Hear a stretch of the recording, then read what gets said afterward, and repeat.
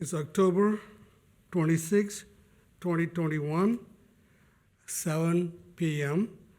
The Board of Colerain Trustee convene for the meeting tonight. Would you please rise? Mr. Jeff Baker, roll call, please. Mr. Unger? Here. Mr. Rajagopal? Here. Mr. Waller? Here. Would you all rise for the Pledge of Allegiance? I Pledge allegiance to the flag of the United States of America and to the republic for which it stands, one nation, under God, indivisible, with liberty and justice for all. Would you please remain standing, Mr. Unger, lead for the meditation?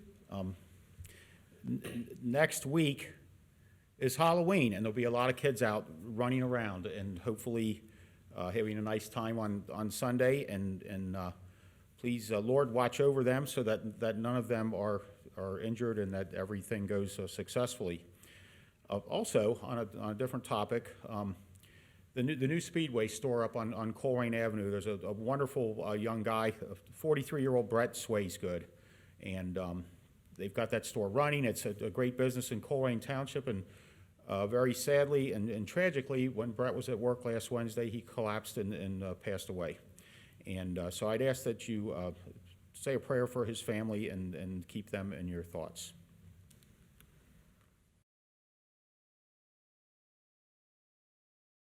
Thank you. Thank you. Be seated, please.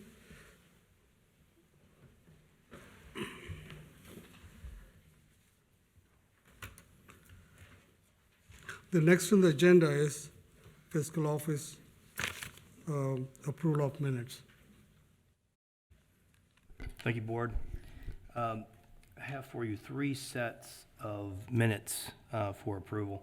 As you recall, the last meeting was, there was only a week in between, and I just wasn't enough time to edit 2 sets of minutes. So I have 3 sets to ask for your approval.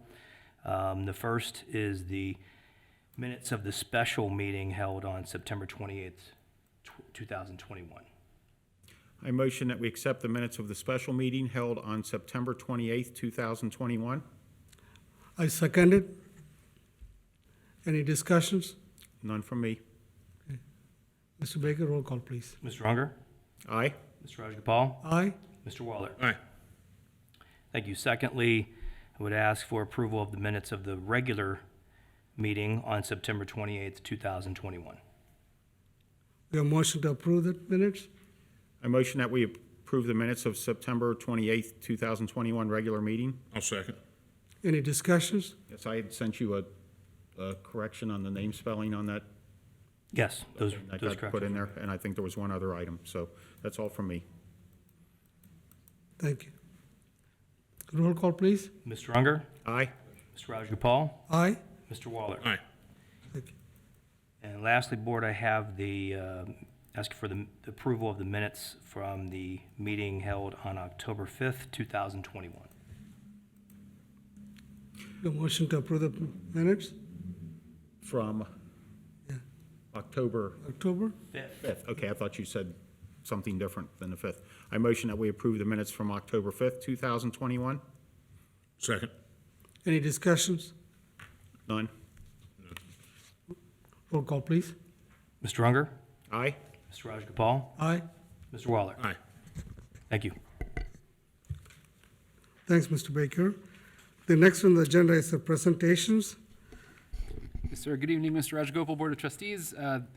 We have 3 presentations this evening. The first is a presentation by Chief Denny. He'll be introducing and swearing in newly hired police officer, Mr. Seth Moore.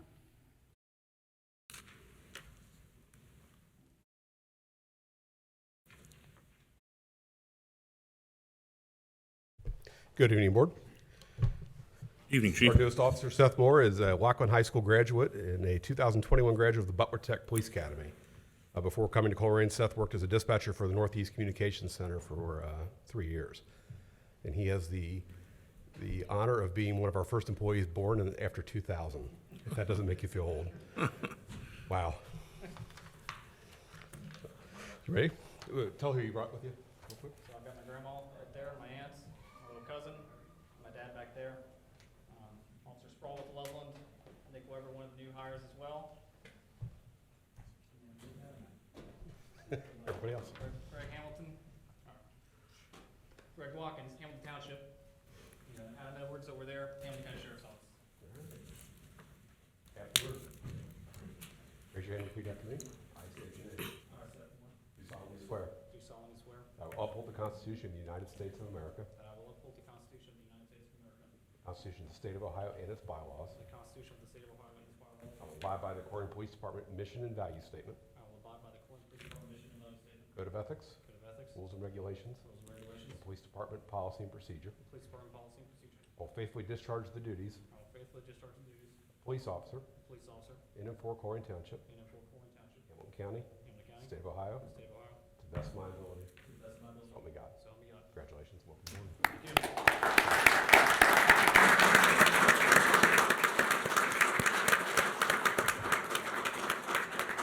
Congratulations, sir. Good luck. Thank you so much and welcome aboard. You joined the fantastic police force. Thank you.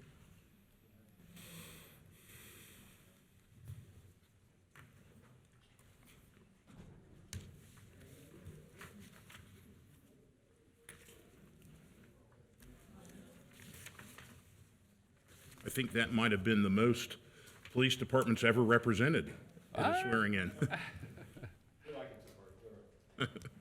Very good. Thank you, Mr. Rajagopal. The next two items in the presentation section of the agenda are two proclamations. Okay. We have a proclamation recognizing Mr. Kreso Mikulic. This day in Colerain Township, September 10th, 2021. We have a motion to make a proclamation. I think you read it first. Read first? Okay. Yes.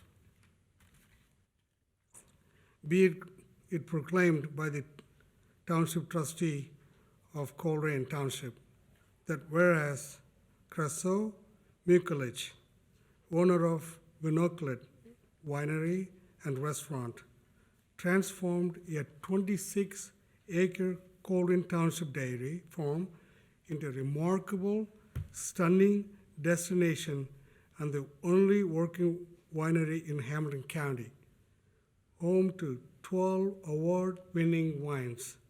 And whereas Kreso, an electrical engineer who had a prestigious career in communist Yugoslavia, defected to the United States because he strongly values civil freedom and the opportunity for a better life. And whereas Kreso is a brilliant engineer who made outstanding contribution to the American aerospace industry while working as a chief designer of a Cincinnati-based GE subsidiary, designing highly complicated system for a military aircraft, including B-1 bomber and a Black Hawk helicopter. And whereas Kreso, age, I won't mention that, age, I'll go ahead, 87, active alpine skier, recently skied a double black diamond slope in Utah, inspiring daily those surrounding him with his passion for life and positive can-do spirit, making impossible things a reality. And whereas Kreso is a generous, gracious host at his winery, he always tries to make people feel at home and finds it important to show kindness and his family, many friends and neighbors. We thank Kreso for his continued support and contribution to the Colerain Township community through his countless gifts and gestures of love and support.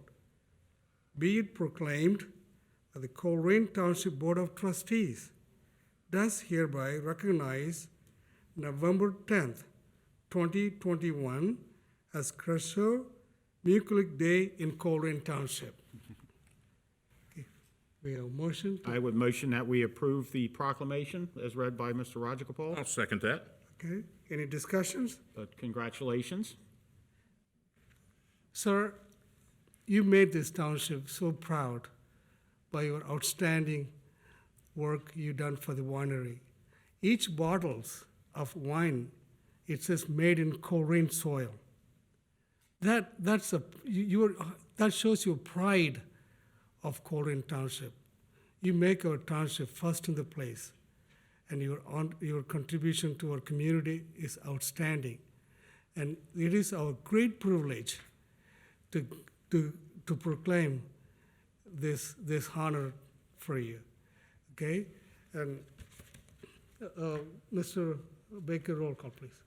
If I could just add. I'm sorry. go Yeah. ahead. I don't know what's more impressive, escaping communist Yugoslavia, starting a winery, working on the Black Hawk helicopter, or skiing a Black Diamond Slope in Utah, none of which I've done. So it colored me very impressed, and thank you for being such a bedrock to the community here, and just such a success story for others to follow. And I think that you've done wonderful things, as you've heard from the other two trustees for the township, and we certainly appreciate it.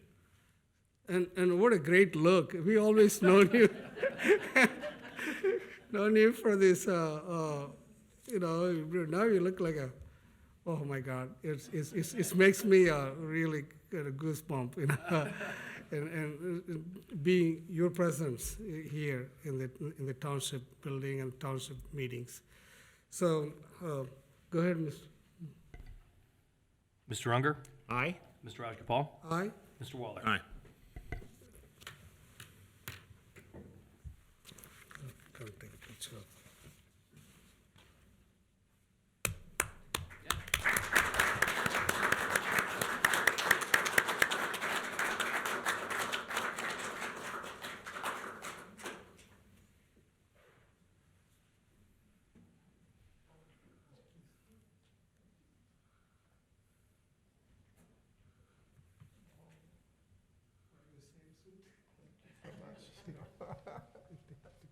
You want to, Oh, we're fine back here.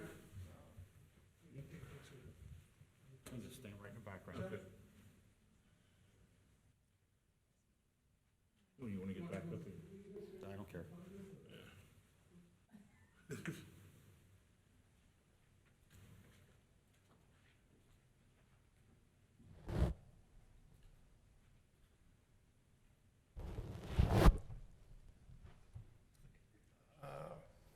Thank you so much, thank you very much, I am just speechless, and I'm just,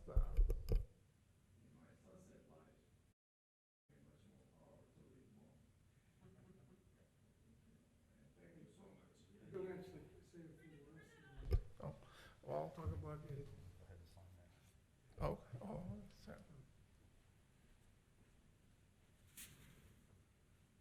So nervous.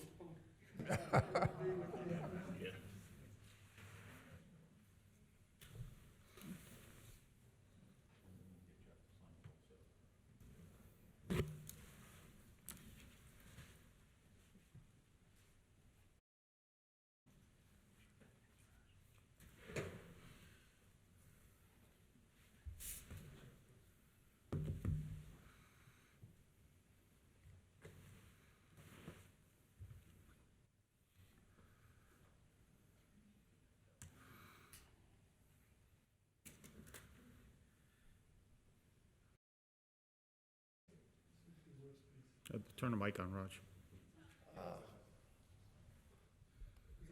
Oh, yeah. I'm not speaker, but, I can say more humor than have some speech today. I'm actually speechless, And Colerain Township will known now through all USA. We ship wine everywhere in the United States. And Colerain Township, is there on bottle. I'm proud to do that, and I'm proud to be a member of this community. Gave me a place where I can work and to develop my talent for something and contribute for this community. And thank you so much, for reward you gave me. And I'm just speechless. This is my biggest reward in my life. And thank you so much.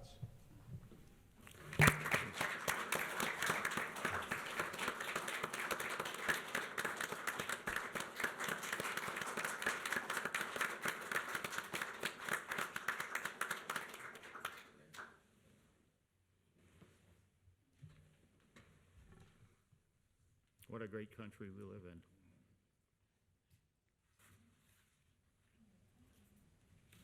Okay, the next presentation for Ms. Susan Baird. You want to read? I've got that one, so I will go ahead and read it. Go ahead. Proclamation recognizing October 29th, 2021 as Susan Baird Day in Colerain Township, Hamilton County, Ohio. Be it proclaimed by the Township Trustees of Colerain Township that whereas Susan Baird has been a Jazzercise franchise owner in Colerain Township for over 34 years, and whereas Susan's passion for fitness and love for the Jazzercise program has been displayed in many places over the years. She has held demo classes at Colerain Park, Relay for Life, Northgate Mall, and at various schools in the area.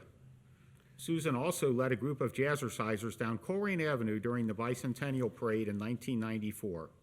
And whereas Susan offered more than 30 classes per week to the community so that more people could experience a great way to get fit. And whereas Susan is married with 2 children and 6 grandchildren.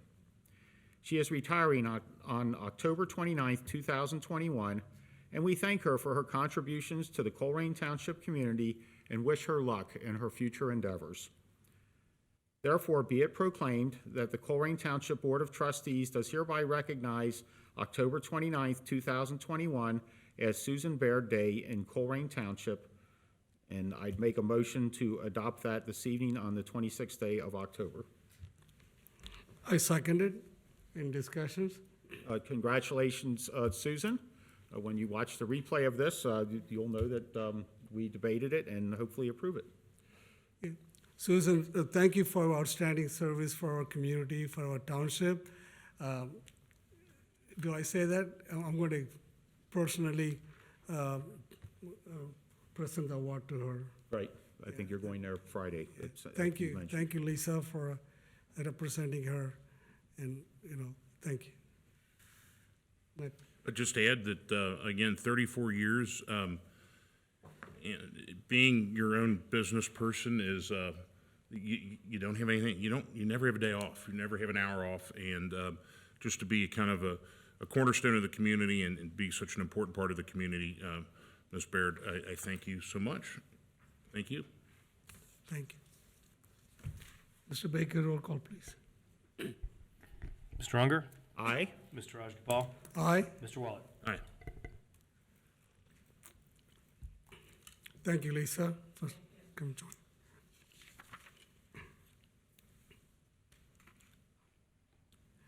The next on the agenda is a citizen address. I have only 2 here.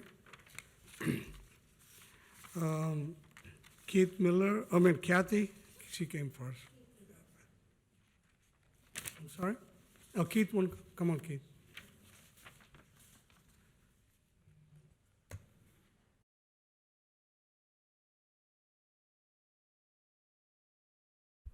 Neighbors, trustees, I'm just going to keep it a little short and sweet tonight and just ask, when you're approving the minutes for meetings, secret meetings you want to say, would you please print them out?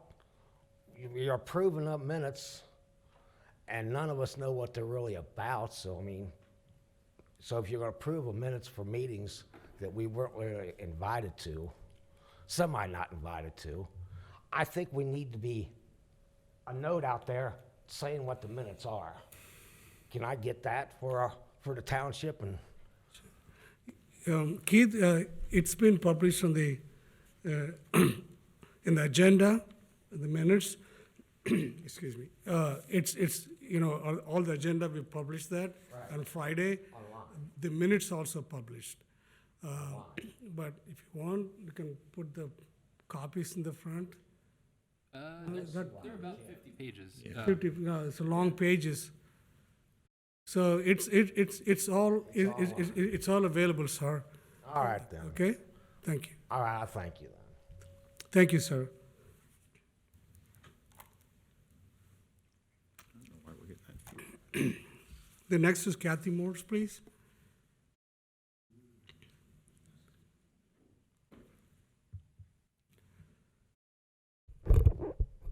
Good evening.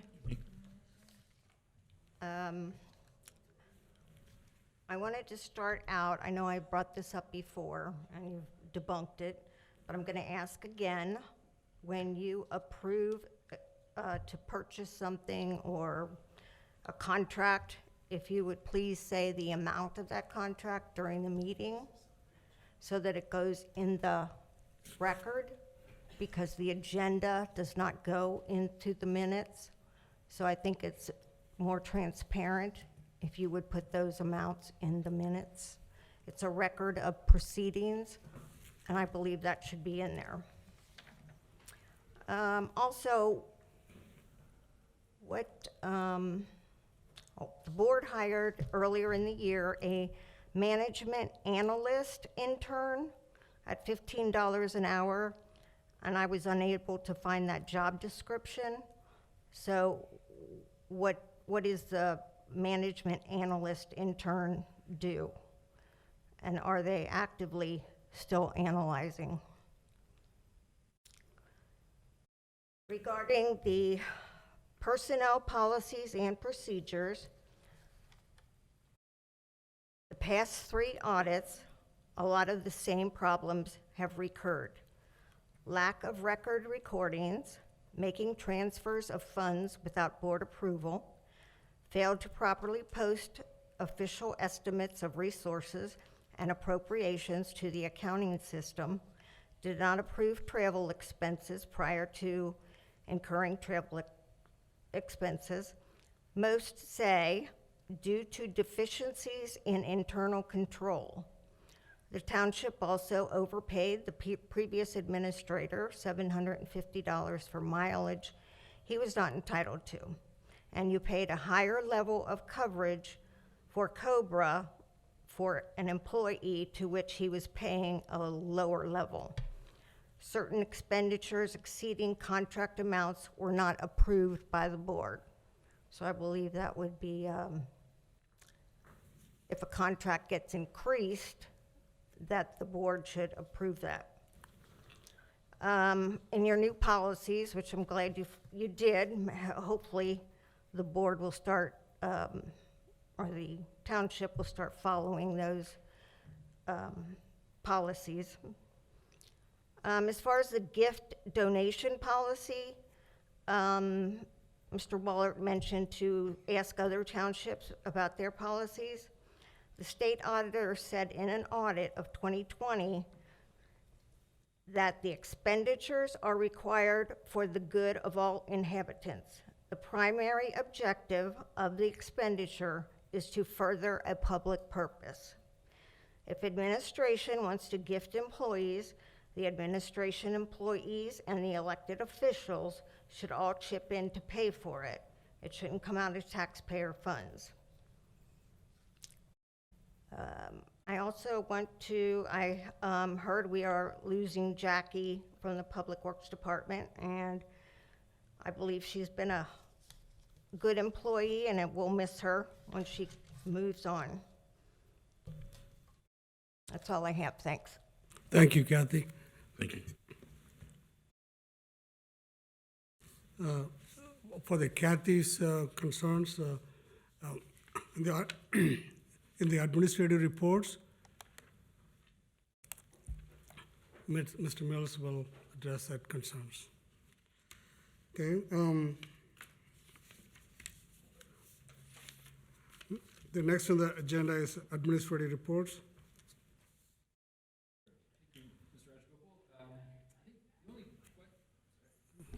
The only question I think that I heard there was job description for what does the management intern do? So on our, if you go to our website, which is showing up here, if you go to colerain.org, this is a little bit slow. I was trying to get you to the page. But anyway, down here there's a button that says transparency. And if you scroll, oops, here we go. Come on. It's a little slow here today. But if you click on transparency and then you scroll to the bottom, we have all of our job descriptions posted right here under job descriptions. And if you click on Colerain Township job descriptions, it has every single job description in our organizational chart. Is that in there? Because I didn't see it. Looked at all the job descriptions and it wasn't there. Well, let's take a look.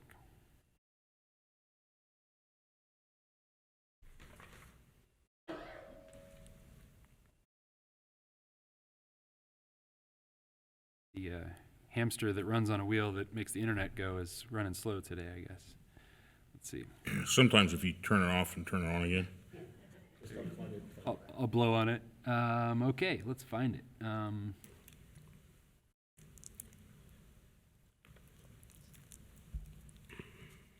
Oh, there it is. Management Analyst Intern.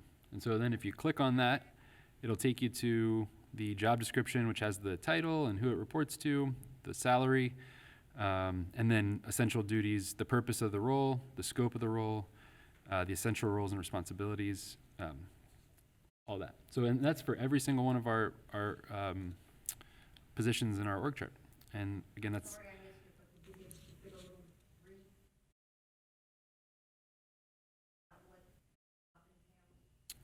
like, read it.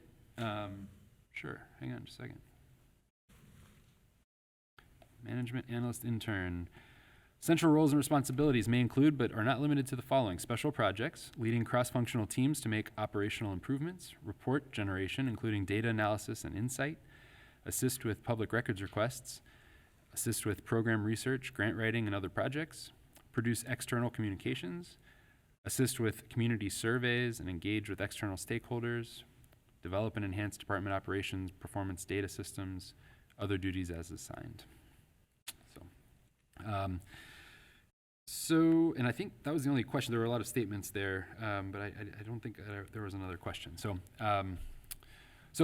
that answers all the questions from Citizens Address. Oh, yeah. Actually, if you could refer, I know Mr. Miller talked about minutes, those, that you can do a public records request on those as well. I think that sometimes they're 50, 55 pages.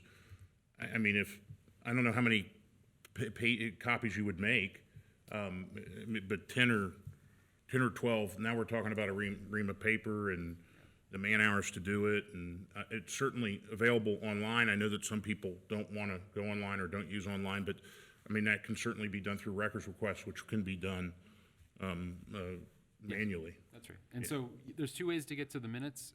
One is through the transparency portal and then clicking on agendas and minutes here or here. And the other is there's an agendas and minutes button. That's probably the quickest way to get there. And then if it's 2019 that you're looking for or beyond, all those minutes are here. And they get posted after they're approved. That's right. Yep. And so for whatever meeting you're looking for, you can see, there we go, minutes right there.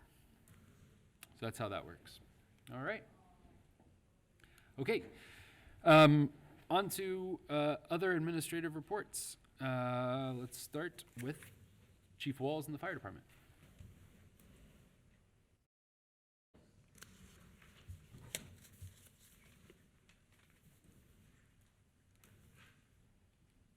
Evening, Chief. Good evening to the board, those of you in attendance, and those watching virtually. For the month of September, we had 804 EMS incidents, 163 fire incidents, We had 38 responses into the Springfield Township contract area. We had one significant building fire in the 2400 block of Walden Glen Drive with a $20,000 loss. Our property value loss for the month was $23,500, and property value saved was $183,070. Our average response time for the arrival of the first unit was 5 minutes and 35 seconds, and our first unit on the scene less than 6 minutes was 68.1%. Secondly then, this past weekend on Saturday, we conducted our 6th annual smoke detector blitz. We covered approximately 150 homes in the Houston Road, Wyndon Drive, Templeton Drive, and Leota Lane area. And we installed 51 smoke detectors, made numerous other inspections, and likewise replaced a number of batteries. And so that wouldn't have been possible without the volunteers that we had in Citizens Fire Academy. And Chris Green actually lent a hand in spreading information via email as well. So we had a very successful smoke detector blitz Saturday. And that's my report. Thank you. Thank you, Chief. That's an outstanding program. Thank you. Chief, thank you. I just want to point out, you do have a Fire Academy graduating class this Thursday, is that? Thursday night, correct. Thursday night? Yep. And also, I know in the past you've applied for the FEMA Assistance Firefighter Grant, and that portal opens in like a week, right? That's correct. And I assume we're planning on Yes. trying to, okay. Absolutely. All right, thank you. Thank you for your hard work. That's all I had. Thank you. Thank you, Chief. Very good. Thank you, Chief. The next is the Police Department report, which will be delivered by Chief Denny.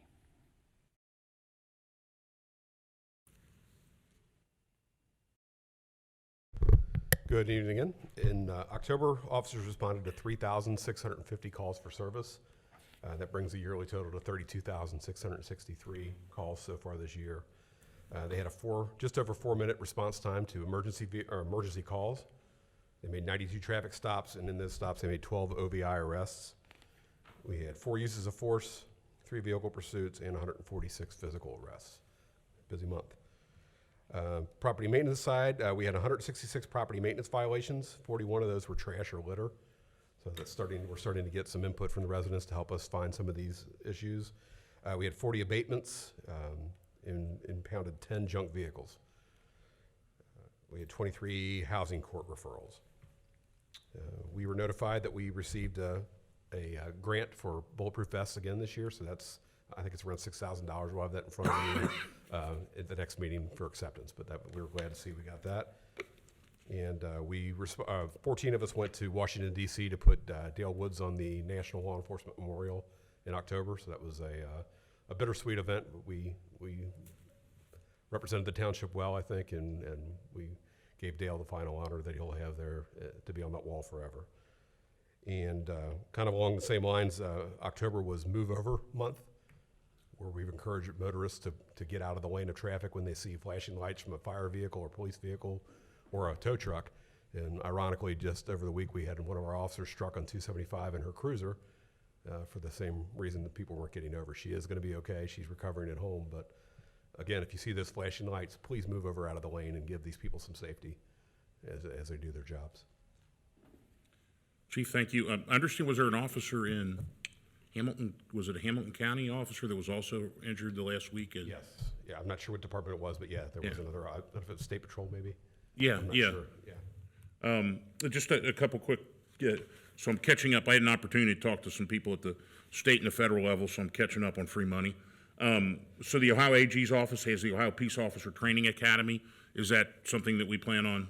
Yes, they'll give us, we're mandated next year for 40 hours per officer of state training. We'll get 50% of that back. So for us, that's gonna get close to $50,000 in reimbursement for us, which we'll see in 23 to pay for 22. So that's fantastic, and it's a big help to us. Fantastic, yeah, awesome. I think that's all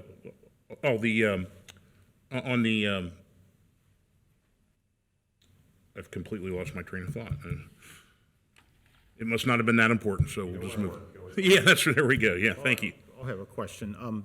During your statistics, you mentioned 146 arrests. Yes. Is that a lot? That's about average for us. Yeah, we do. Do you have to transport every one of those down to the Justice Center, or where do you Not all take of them. them? Some are cited to court. It just depends on what the offense is or. If Okay. it's- Yeah, it varies. Those are, write somebody a citation, that counts as an arrest. A lot of times it's just give them a court date to appear. If the Okay. Justice Center allows us to do that, we can Okay, do that. I was thinking you were taking them downtown. I thought, boy, you're running down there. A good number of them we do. Probably at least half of those are transported downtown, and that is a huge burden. Yeah, it ties up an officer for 3 or 4 hours to go down there and get them signed in and wait in line. And I was down there one Monday morning observing for the county. I wasn't Yeah, down there. observing. I wasn't down there as a customer. It was when Taylor was the person in charge of the jail, and we were down there doing an assessment of the medical needs, doctor and a dentist and a nurse for the jail. And I was down there on a Monday morning, and these different agencies just kept bringing people down, and I was like, where do you put all these people? We were there between 10 and 11, and I'll bet 15, 20 people came in, and just 1 or 2 at a time from different agencies. Unfortunately, a lot of them go right out the back door. Right, and and that's right what they back said, out. is they just process them in and get all their fingerprints and give them a medical check and put them right back out. So it's, there's a lot of business down there. Unfortunately. So are we required to go to Hamilton? I know that when there was arrest, and this was a federal arrest down at point blank range with the individual that was planned a terrorist attack on the Capitol, they took him to Butler County, which was much quicker. Is that something that would free up time? Are we required to go to Hamilton County, or? Federal government generally uses it. Let me answer, okay? Yeah, The federal, usually they have the contract with Butler County and the Covington jail, So the federal has the option to take it to any of those county because, they have a contract with them, or take the federal prisoners. So do we have a contract? Well, We're required to take them to the Hamilton County Okay. Justice Center. Now, Yeah. the judges, once they're sentenced, I know that we can have some agreements. We have in the past with Butler County to house prisoners, but Okay, the prosecution occurs in Hamilton County, so we have to take them here. okay. Chief, you save a lot of time of our force because you started that diversion program. That's a great program because it's eliminate the officer's time. They can screen them here, and they can cite them. They actually call the downtown, get the court date and everything. If the guy don't show up, they issue KPS. Right. And that's a great program you started, Chief, that saves a lot of our energy and the time of our police department. Jail's And not also- always the right answer. Sometimes it's get him other services. Yeah, that's good, great. And also, I appreciate that you all went to pay tribute to our police officer Dale Woods for memorial service at DC. That was a great service. Thank you. And Mr. Unger and Board, if I could direct your attention to the screen here, this is arrests by month this year. So your question about, is that a lot? It looks like more than at the beginning of the year, but maybe there's some annual cycles that maybe there's less arrests in January and February. Yeah, come wintertime, it slows down a little bit. They don't want to be out, but that's pretty standard for us. Thank you. Thank you, Chief. Thank you, Chief. All right. The next report will be given by Ms. O'Connell in the Public Services Department. I was going to say Public Works, but then I said Public Services. I was right. Good evening, gentlemen. A couple things to report tonight. You can see our park visitors for our stats. We're at a little less than last year, but that's I count that to twofold. One, last year COVID was up across the nation, and we reflected that. You can see that from 2019 to 2020. But we also put in the cut-through. We eliminated the cut-through at Clifford Park, which accounted for a great deal of traffic. So I think that's what's making those numbers as well. Requests for service, those are just things that came through CSR. That is not the limit of what we do in the Public Services Department. The pothole repair is potholes that it takes up a variety, the chunk of our time with pothole repair. And it's not even pothole repair. It's mostly concrete repair where the concrete or the asphalt is raveling on streets, fixing that. And then litter collection was way up this past month because we have a new litter laborer. So he's been killing it out there. So you can see that number as well. A couple other things to report. Pickleball. I know you're all excited, especially Raj, about pickleball and getting out his racket or paddle or whatever they call it and getting out there. It's painted. posts are in, the fencing goes up this week, so we should be ready to play, hopefully weather permitting and no other issues. We should be able to play by the end of the week. So we're looking forward to that. So I guess we'll have to probably schedule some sort of inaugural serve or something. I also wanted to let you know, I believe, Mr. Waller, it was your idea to have flags in front of the campuses. St. James Cub Scout Pack 24 reached out and we're looking for a volunteer event. So they are actually going to, they have designed the system for the flags. We're going to buy the materials and they are going to do the construction and install. So a bunch of 8 and 9-year-old Cub Scouts and their parents, which I think is a perfect tie-in to this project. We're very excited about that. And that was just them reaching out looking for something to do. Wow, that's So we were awesome. happy to accommodate. And thank you, Mrs. Moore, for the kind words.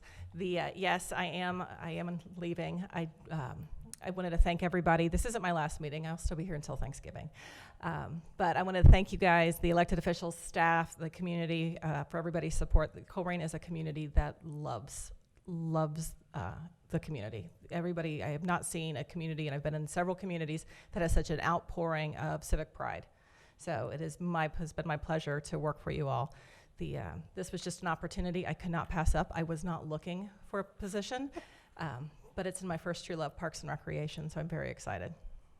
So thank you. Jackie, when I heard the news, I felt very sad. I was really sad, very sad, because you did a tremendous job, Jackie, for this community. The short term you worked, you accomplished a lot of things for our community, for our township. You built a great park, amazing Magaland Park. And the best thing you did, you brought the community together. You worked closely with every community, Northbrook, Rosebuck, and you really, you become one in the family. That's outstanding. You don't act like you're a director, but you became the part of the community. Outstanding service. I'm very, very deeply sad that you're leaving. When I heard that, it was sadness. I tell you, other people are going to be very, very sad, the Nepali community. You know, you gave them a vision, an opportunity where they can grow their talents here. You created the Devo Park. It's abandoned park. You made them a cricket ball, the cricket ballpark, and soccer. They have a national cricket match over there about 2 weeks ago. The last Saturday, they had a soccer tournament. Guess what? 2 of our Colerain young teams played there in the tournament. And you made every park so beautiful. I had a great team, so that helps. My team was very good. Team people, but it takes a leadership to lead the people, to know your vision. And I didn't tell that community, Nepali community, they'll be crying. And anything they need, you made it happen. It's in my sincere heart. Thank you. I'm really sad. Thank you, I appreciate it. Jackie, congratulations on your next adventure, and I'm sure you'll do a great job there. Thank you. Just echo those. You're going to hear from one more. Echo those thanks. I agree with everything that's said. I feel like I jinxed it a little bit. I don't know if you've heard this story, but a mutual friend of ours, I had a discussion with her in the faculty lounge, and I don't know if your ears were ringing, and I said, she's a superstar. I'm just happy for every day we get with her because we're going to lose her at some point. And I think she knew. Because she had this look on her face, and then the next day I hunted her down. I'm like, after I'd heard, and she goes, "Yeah, I know, I knew, I was sworn to secrecy." But I think what speaks volumes, there are 2 things that I really pushed when I got elected here is take advantage of the TIFs, and I wanted a road plan. And I thought, well, I guess the new person's going to have to do that. Till I saw the meeting packet, and I think that just speaks awesome volumes to your character that you didn't leave without a road plan. Because it's one of the real important things that I wanted from administration and from for us going forward, because it seemed a little bit unplanned how we did it. But I mean, the stuff that you've done for the community has been fantastic. The farmers to plates to farmers or farmers to Farmers to families. farmers to families, the items with the park. You've worked tirelessly, if I could say that. It's just been, you've been a ray of sunshine for Colerain, and I certainly appreciate it. It's been an honor to have you as part of the team, and I know that great things are coming for you. Thank you. I hope so. I sincerely appreciate all of your kind words. Thank you. Thank you. Thank you. Jack. Awesome. I'll point out one thing related to Jackie's team's work here. She had mentioned that we've increased the number of trash that we've picked up, and you can see that very clearly in this this chart here. In September, our litter laborer picked up 113 bags of trash, and actually the litter laborer records where he's at. And so, for example, on my birthday, on September 29th, he was at Redskin and adjoining streets, Springdale Road, Flat Top, and got 6 bags of trash, and that's all on our website. So you can follow along and see how we're doing with our clean, green, and prosperous. You can also see the number of signs. He got 173 signs that month, number of shopping carts, 8 shopping carts, and 11 tires. So that's all reported out. Does he repatriate the shopping carts, or what do we do with them? Usually puts them in back of the truck and Takes them back to where they came from? You got it. Anyway, all right. Mr. Mills, what about I-275? Do we have a date on? Do we have a date, Jackie? We are working with ODOT on that. We just got permission last week to remove part of the guardrail to access it. Okay. It's looking, I mean, the cutting has helped. It's Oh, looking much absolutely. better. Yep. And Trustee Rajagopal, I think you were driving by the day that we were scoping out where all the trees were going to go in the 275 planting. And Yeah, yes, that's amazing. Some other part of a beautification plan. It's going to be so beautiful over that 275 exit ramp, entrance ramp. That's part of our beautification plan, which is 2021 strategic planning. Yes. That we are doing this, that clean, green, and prosperous economic development. Yeah, yep. And so, and you know, another beautification initiative that should be seeing in the next couple of months is the planting of approximately 80 trees on Niagara from Springdale Road to Pippin. It's going to absolutely change the character of that very prominent street in Northbrook. I'm really looking forward to it. So. And I found my question for Chief, which would apply to you as well, I guess, or Ms. O'Connell. The donation bins, we have something coming. Are we working on something from legal about the connection with health and? Yes. Okay. Yep. So our zoning administrator Jared Allig is working right now. Reached out to Mr. Solman and they are working on that. Thank you. Which is a great segue into development and permit volume. Last month, this year so far, we have 410 permits that we've issued, which is on par with years past, and we've issued 35 single-family home permits. And that concludes our administrative reports. Thank you, Jeff. The next on the agenda is the new business. The trustees report. Go ahead. You want to go ahead? Sure. Thank you so much. Again, just to kind of echo what I said about Ms. O'Connell, just an honor to work with her and just the short time that we spent together and great things for her in the future. And thank you so much for leaving us with a road plan. And I think that's very significant and important. Just a reminder, I don't think it's appropriate to politic from up on the dais here, but I think it is appropriate to remind everybody to vote Tuesday or before, I guess. I think I'm going to go Saturday morning and vote. You have extended hours in Norwood at the Board of Elections. And certainly, do your research, find your candidates and your issues, and vote. We need people to be involved. I'm glad to hear that we're going to have the flags up for Veterans Day. Just a reminder that we will have people out on the streets on Halloween. Slow it down. It's 1 second can change many lives. So be sure that we're keeping everybody safe. Another item that I received, and I think maybe everybody did, but Duke Energy. So one of the concerns with kind of the problems we're having with the supply chain and inflation and things are that heating bills, and I don't want it to be a surprise to people or the bearer of bad news, but heating bills are expected to go up maybe 30 to 40% over the winter. There are, and I don't know, Jeff, did you get the local, state, and federal assistance programs list from Duke?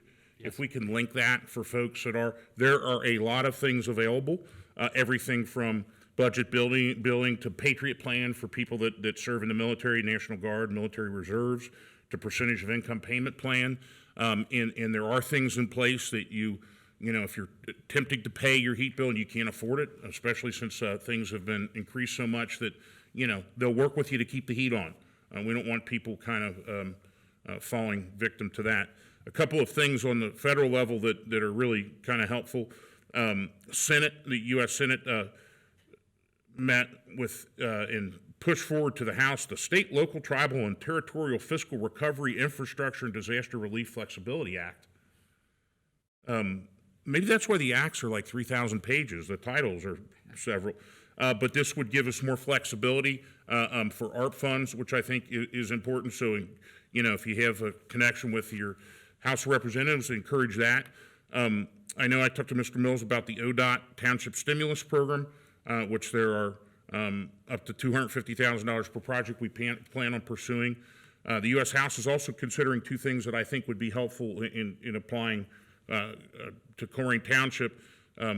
Resolution 654, which is the Drug-Free Communities Pandemic Relief Act, which would remove the waiver of or would waive matching funds to work with drug abuse that's come out of the numbers. If you've looked at them, are staggering that have come out of the pandemic. I mean, it seemed like we had opioid abuse kind of leveled, and in the pandemic it just took off again. And then HR 2119, which are funds for domestic violence prevention and services improvement.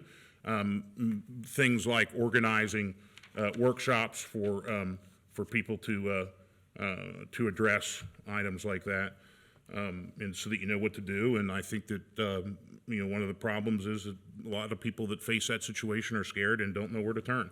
So if that passes, that would also be helpful locally. And last but not least, so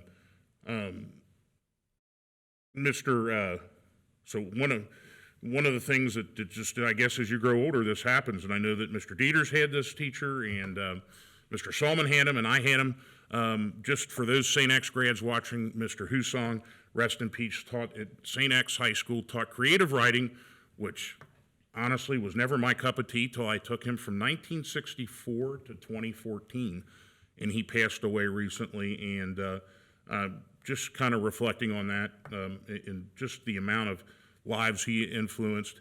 And also many of you may know Ms. Cheryl Long, who's now the assistant city manager in Cincinnati. She was city manager in North College Hill.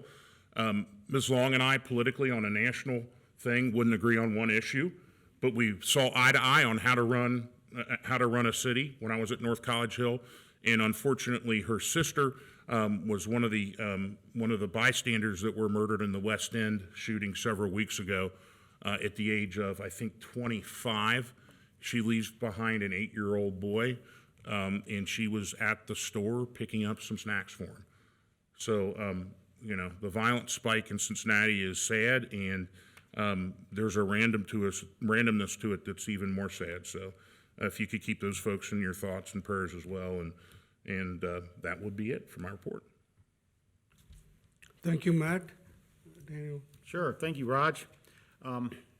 In reference to our Constellation Energy and our Dynergy, is there escalators in those contracts? I don't have it in front of me. Or are we really locked in good on our gas price? We're locked in. Which is great. Yeah. Because I think gas is really going to go up. The you know, administrations change and people change, but this rush to get rid of coal, you know, really opens up the door for gas to, you know, become a sole fuel source, and it does burn cleaner than coal. But I was talking to a former trustee that's on the Ohio Utilities Commission now, and he agrees with what's been said earlier about gas prices are supposed to really go up. And I've always believed that we should utilize our whole portfolio of energy sources because that keeps pricing at a certain level rather than turning everything to gas and just watching it really spike. We've got a bunch more junk cars on the agenda for this evening to get rid of. I think it's made a huge difference, the junk car ordinance we passed earlier this year, and it's in the one on Jack Frost that we've been talking about for quite a while. I stopped by there the other day, and there is a crater in the yard where that van had sunk into the yard, but the van is gone. So thanks to our police chief and everybody else who makes that happen. We are not the government that comes rolling onto your property to take things. We do have a process, and I apologize to the residents who have contacted and wonder why it takes so long, but there is a legal process to follow, and there's a bunch more of them on here tonight. When we get to that point in the agenda with the road program that was discussed earlier, I've obviously, and I think we've all been out a lot lately, and I've seen some streets that I don't see on there that road program is just the plan, and it might change a little bit. I've seen a couple that probably ought to move up on the list. And as Matt pointed out, there is an election next week. I've really enjoyed my 4 years here. I guess next Tuesday I'll find out if I have 2 more meetings or 2 more meetings in 4 more years, who knows? But I'm having a ball, and I've talked to a lot of folks, and everybody's been real nice, and it's kind of a quiet election season this year. So thank you for the time, Raj. Thank you. Thank you very much. And Matt, that was an amazing report you also gave Dan.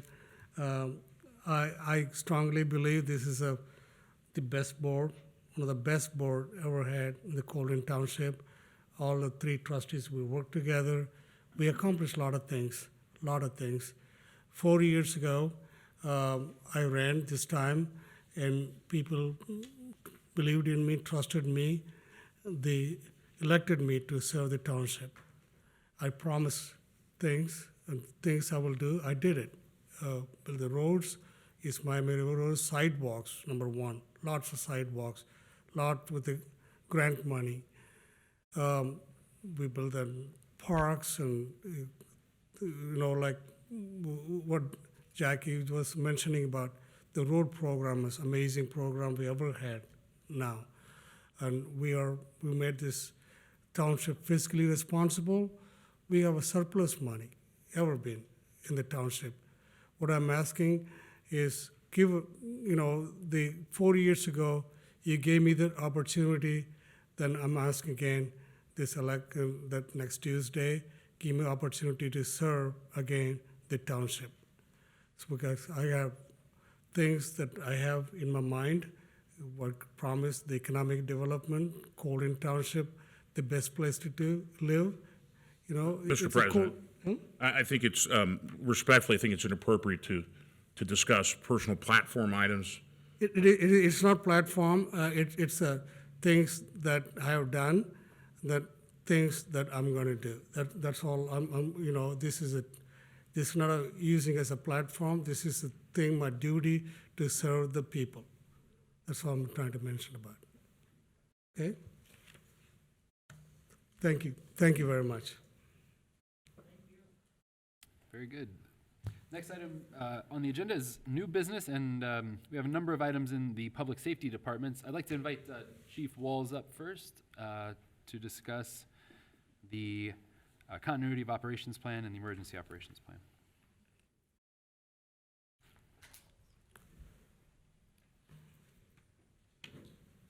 Good evening once again. Back. So first item up here is a motion to adopt the Township Continuity of Operations Plan. Cliff Notes version, basically the Continuity of Operations Plan is a plan in the event of a long-term disaster or disruption of the day-to-day operations. That plan can be implemented. It provides a 3D succession model of who's in charge of each department. Likewise provides redundancy for essential items. And then each department is tasked with basically identifying things that are immediate, necessary, postponed, or extended in terms of their ability to do things. I'd motion we adopt the Township Continuity of Operations Plan. I'll second that. Any discussions? And so people know we have a plan if there's a disaster, and we've always had that, and the training I went to last year with Hamilton County is very similar to what we're doing here, and that's one of the functions of government, is to keep order in the event of a disaster or man-made or natural disaster. No other comments from me. None from me. It's a great program. Thank you. Mr. Baker, roll call, please. Ms. Stronger? Aye. Mr. Rajagopal? Aye. Mr. Waller? Aye.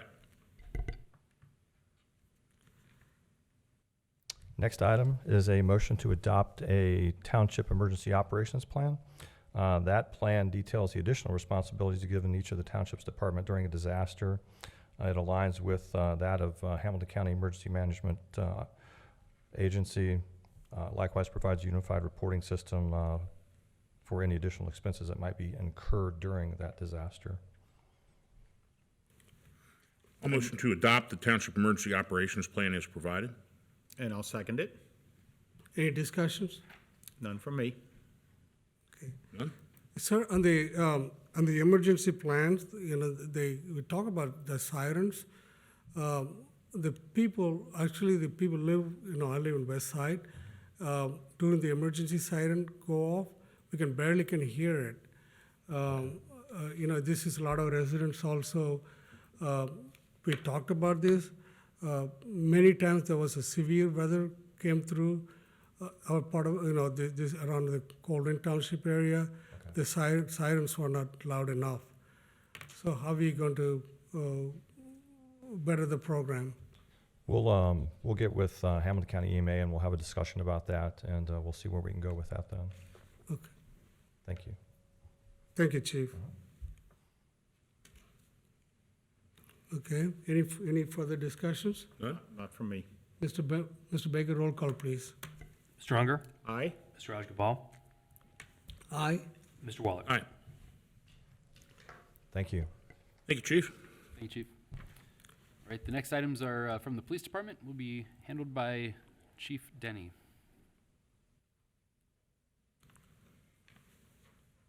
Welcome back.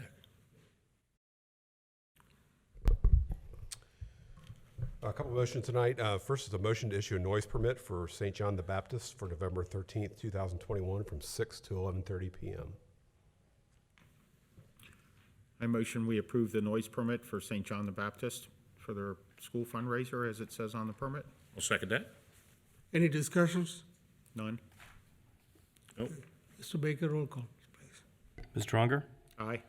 Mr. Rajagopal? Aye. Mr. Waller? Aye. Item is recommend adopting a resolution declaring nuisance and ordering abatement.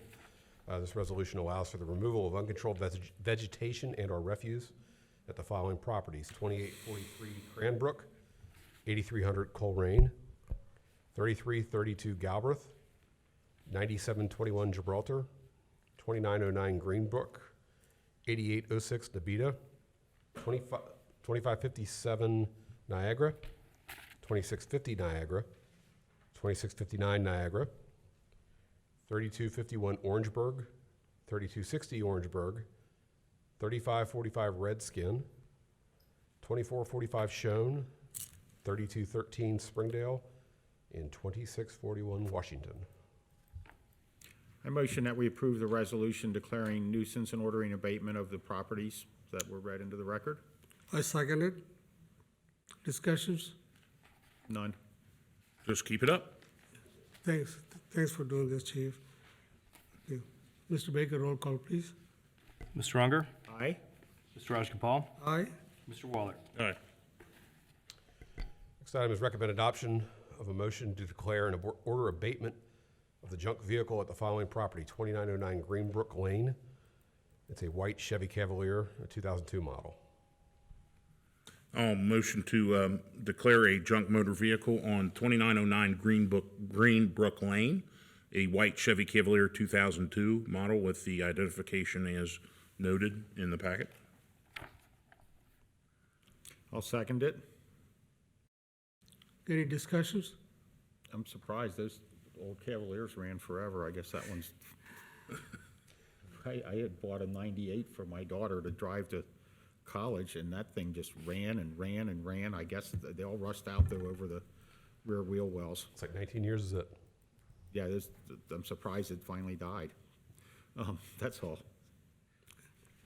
Thank you, Chief. No. Mr. Baker, roll call, please. Mr. Unger? Aye. Mr. Rajagopal? Aye. Mr. Waller? Aye. Next item, recommend adoption of a motion to declare and order abatement of a junk motor vehicle at the following property: 2459 Birthbrook. This is actually two vehicles, a white GMC van, no license plate, and a gray Cadillac Eldorado, also no license plate. I'll motion to declare junk vehicles at 2459 Birthbrook Drive, a white GMC van, year unknown, a gray Cadillac Eldorado, year unknown. I will second it. Any discussions? I was over by there the other day and somebody had a pickup truck parked up in the yard also, but we can only get what we can get. We can take care of it. It's parked on the lawn. We can cite that as well if that happens. Okay. Yeah, those need to get out of there. That's been a long time coming. No other comments? Okay. Mr. Baker, roll call, please. Mr. Unger? Aye. Mr. Rajagopal? Aye. Mr. Waller? Aye. Item recommend adoption of a motion to declare and order abatement of a junk motor vehicle at the following property: 2706 Breezy Way. It's a Chevy van, 2003. I will motion to declare a junk motor vehicle at 2706 Breezy Way, a light brown Chevrolet van of 2003 vintage. I will second Matt's motion. Any discussions? Yeah, there's other issues on that property, and to the neighbors and anybody who's watching, we are working on it. And I know that you had Chris over there to look at some other things, and this is a big step. That car's sitting there with 4 flat tires, and it's time to go. So, no other comments. It's great. You know what? This is a wonderful program that we're doing, Chief. Getting the car out of this makes the neighborhood very terrible. You know, there's parked cars and everything sitting there for months and days and years. Ruins the appearance of the entire neighborhood. Yeah. Okay, thanks for doing that, Chief. Roll call, please. Mr. Unger? Aye. Mr. Rajagopal? Aye. Mr. Waller? Aye. Final items recommend adoption of a motion to declare and order abatement of the junk motor vehicle at the following property: 8145 Blanchetta. It's a 2005 black GMC Sierra. We have a motion to adopt the resolutions, move the cars, which you mentioned. For some reason, I'm not seeing that on Yeah, here. I'm at a I see different- one at 2708 Galbraith. Yeah, that's where I'm at with a 2708. Ford F-150.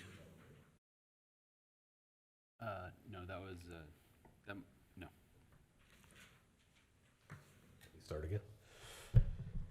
Recommend adoption of a motion to declare and order abatement on the junk motor vehicle following properties: 2708 West Galbraith, a black Ford F-150, 2010. I'll motion to declare a junk motor vehicle, 2708 West Galbraith Road, a black Ford F-150, 2010. I will second it. Any discussions? Yeah, and that's what was on the agenda. I didn't see one for Blanchetta. That was from last week. Okay. Last meeting. Okay. Yeah, the one at 2708 Galbraith.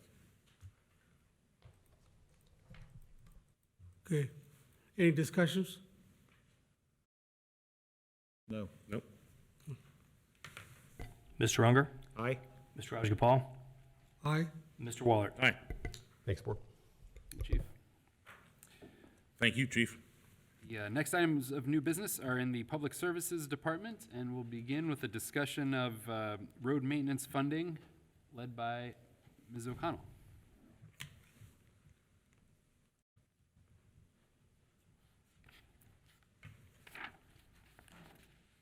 Good evening again. I have a full list for you gentlemen this evening. Let's start with the discussion regarding the road maintenance funding overview. So this is just putting in front of you information on how our roads are funded, what our funding sources are, and what our inventory and our road maintenance liability is. And I mean that in terms of what we're responsible for in terms of caretaking.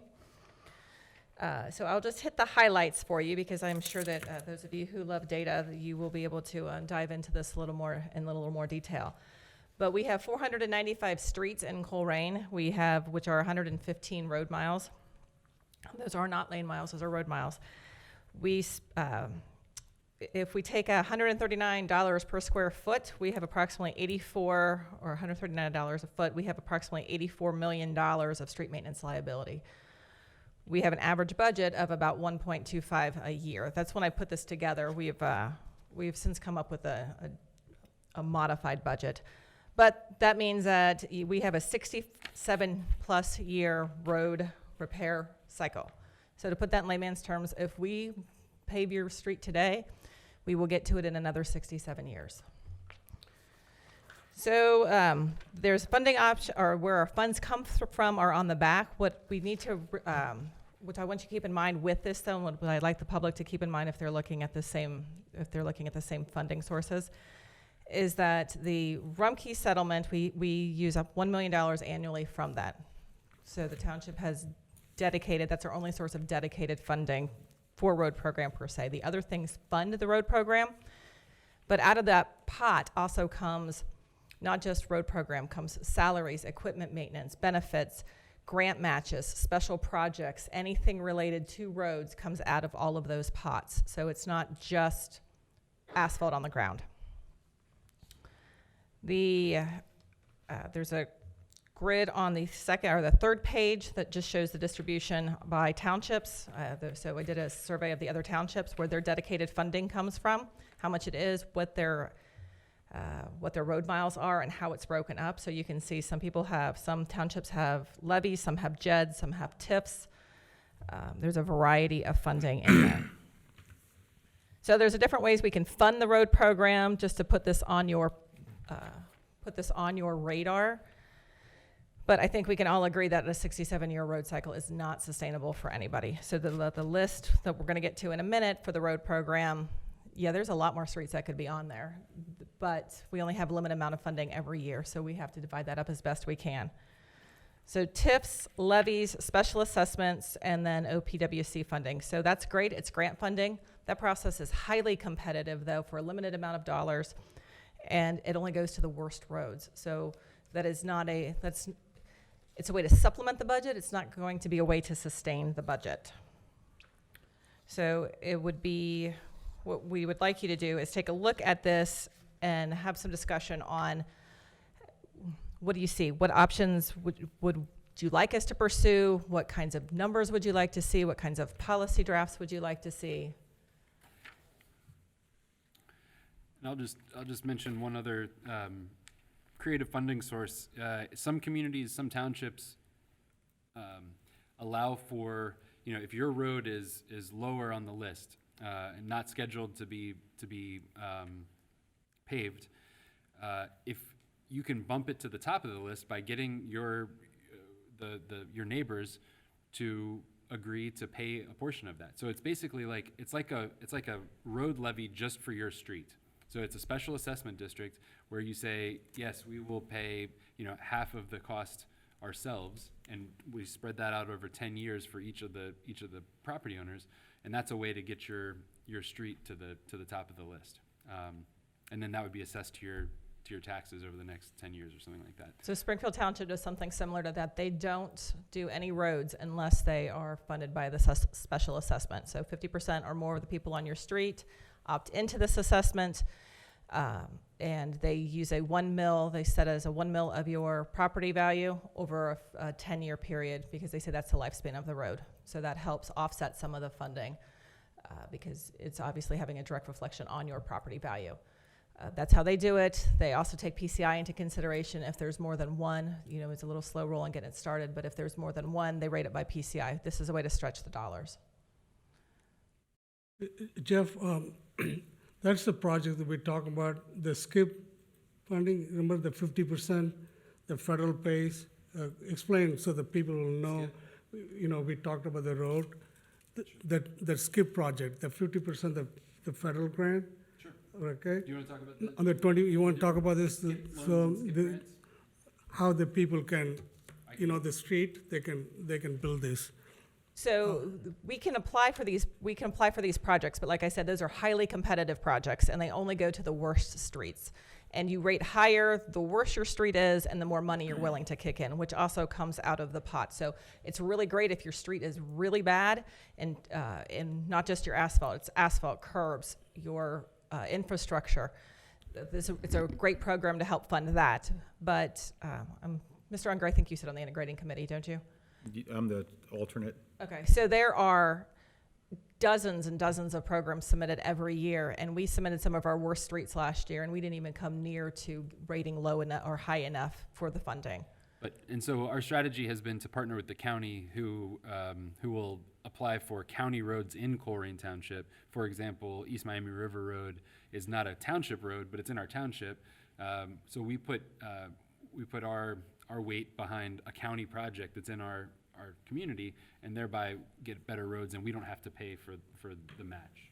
So that's how we've been utilizing SKIP the last couple of years. The last major SKIP projects that we did in Colerain were the Burnside and Royal Heights. and Burnside, Acre, Gardenia, and before that, Breezy Way was a SKIP project. So Also, please explain, I'm actually working with the Congressman Steve Shabbat, apply for the grant, the infrastructure, the earmark thing. I think we got to apply in November to get the grant, for that. How that infrastructural money will help us in the road funding. So that will offset the road funding. And so those are, the special projects, I believe, and is it for Colerain Avenue? So the federal earmark program is something that just came back last year in the federal government. They stopped doing earmarks for a long period of time since John Boehner, and now they've just started doing earmarks again. So so each congressman takes applications in for projects in the community that he would then go fight for money from the federal government to support those projects. And I think the idea was to ask the congressman to help with projects in the Colerain Avenue corridor plan rather than road resurfacing, because I'm not sure that a road resurfacing project would rise to the sort of federal level. But yes, we're going to be working with Mr. Abner of his office to ask for earmarks for infrastructure. And I think it's important to note for the public, because I know you gentlemen know it, that the 495 streets that we have in Colerain Township that I mentioned, the 115 miles of streets, those are township-maintained streets. Those aren't county-maintained streets that we have, and those aren't state-maintained roadways that we have. Those are just our responsibility as a township. There's also, like we said, county roads, and there's state roads that go through the township. So it makes it a little confusing. Yeah, one more thing, Jackie. The $5, the license plate we put on, so how much that money will generate to help fixing that roads in Colerain Township? So that generates about $600,000 a year. So that has come in since I put this memo together, those revised budget numbers. But that will help with the cost. It's still not going to get us to where we need to be as a township to maintain those 495 streets that are within the township. But it gets us a little bit closer. But like I said, grant matches, special projects, those all come out of the road funding.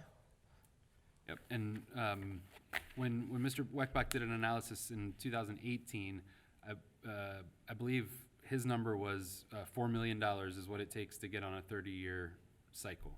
So if we want to touch every road every 30 years, then we need to be spending about $4 million a year in road maintenance. We had been at 1.25 million in projected each year. We've gotten that up to, as we'll see when the budget comes out here in the next couple of weeks, we're projecting the ability to get up to 1.6 and maybe $1.9 million each year. So we're chipping away at it, but we're still about halfway to where we need to be to get to that 30-year cycle. Yeah, so people call us and they, I'm sure that you have received the phone calls and the emails too. Their street's terrible, the street's crumbling.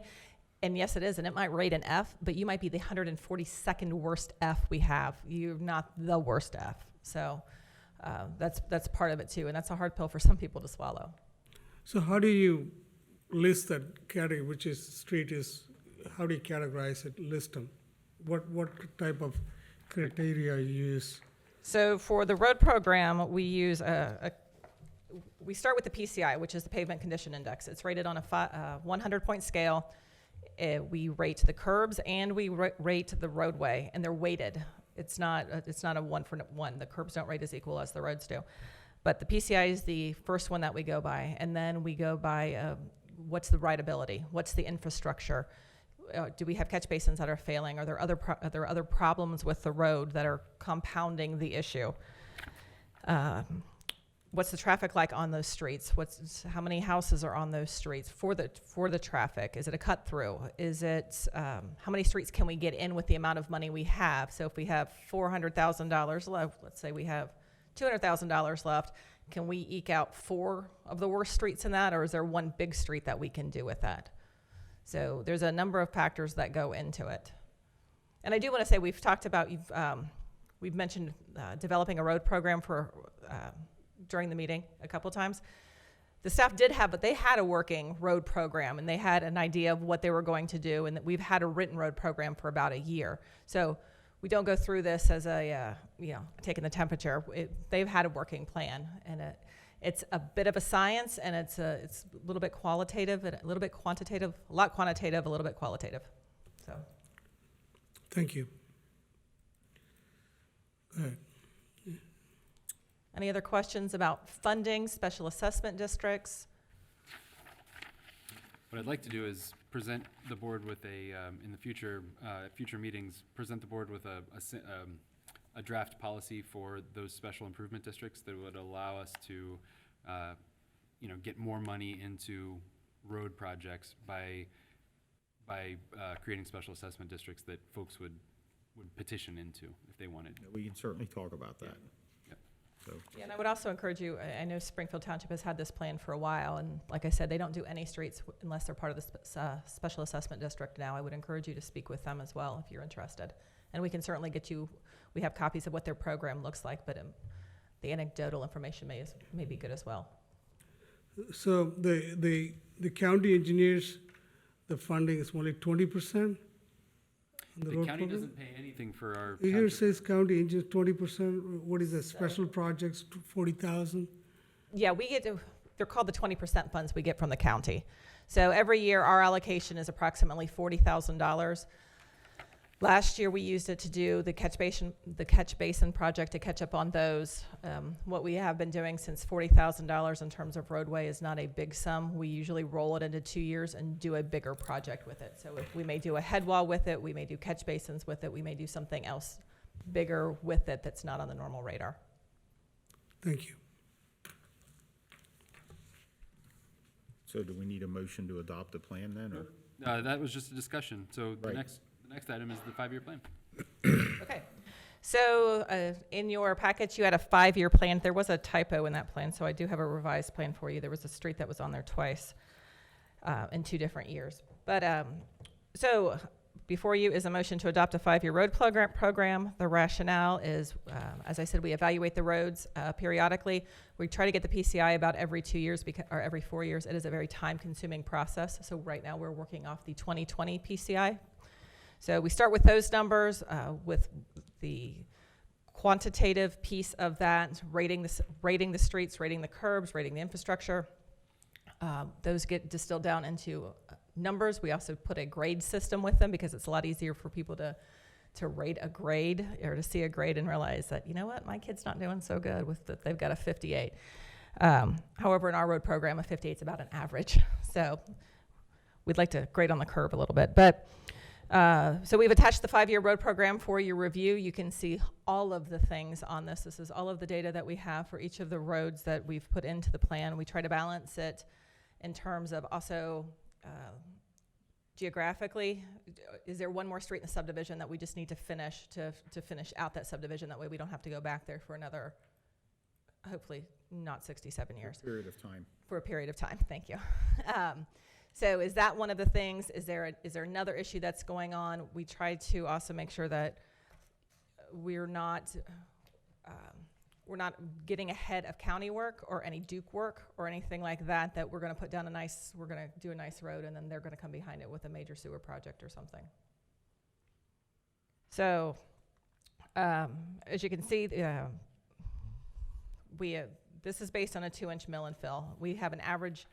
We have an average foot rating price in there for our estimate purposes. It may be a little higher, it may be a little lower, depending on how bids come in or if there are bigger portions of those roadways, once we get into them, that need to be redone. They need to be completely ground out. So I would recommend that you adopt the motion, make a motion to adopt the 5-year road program.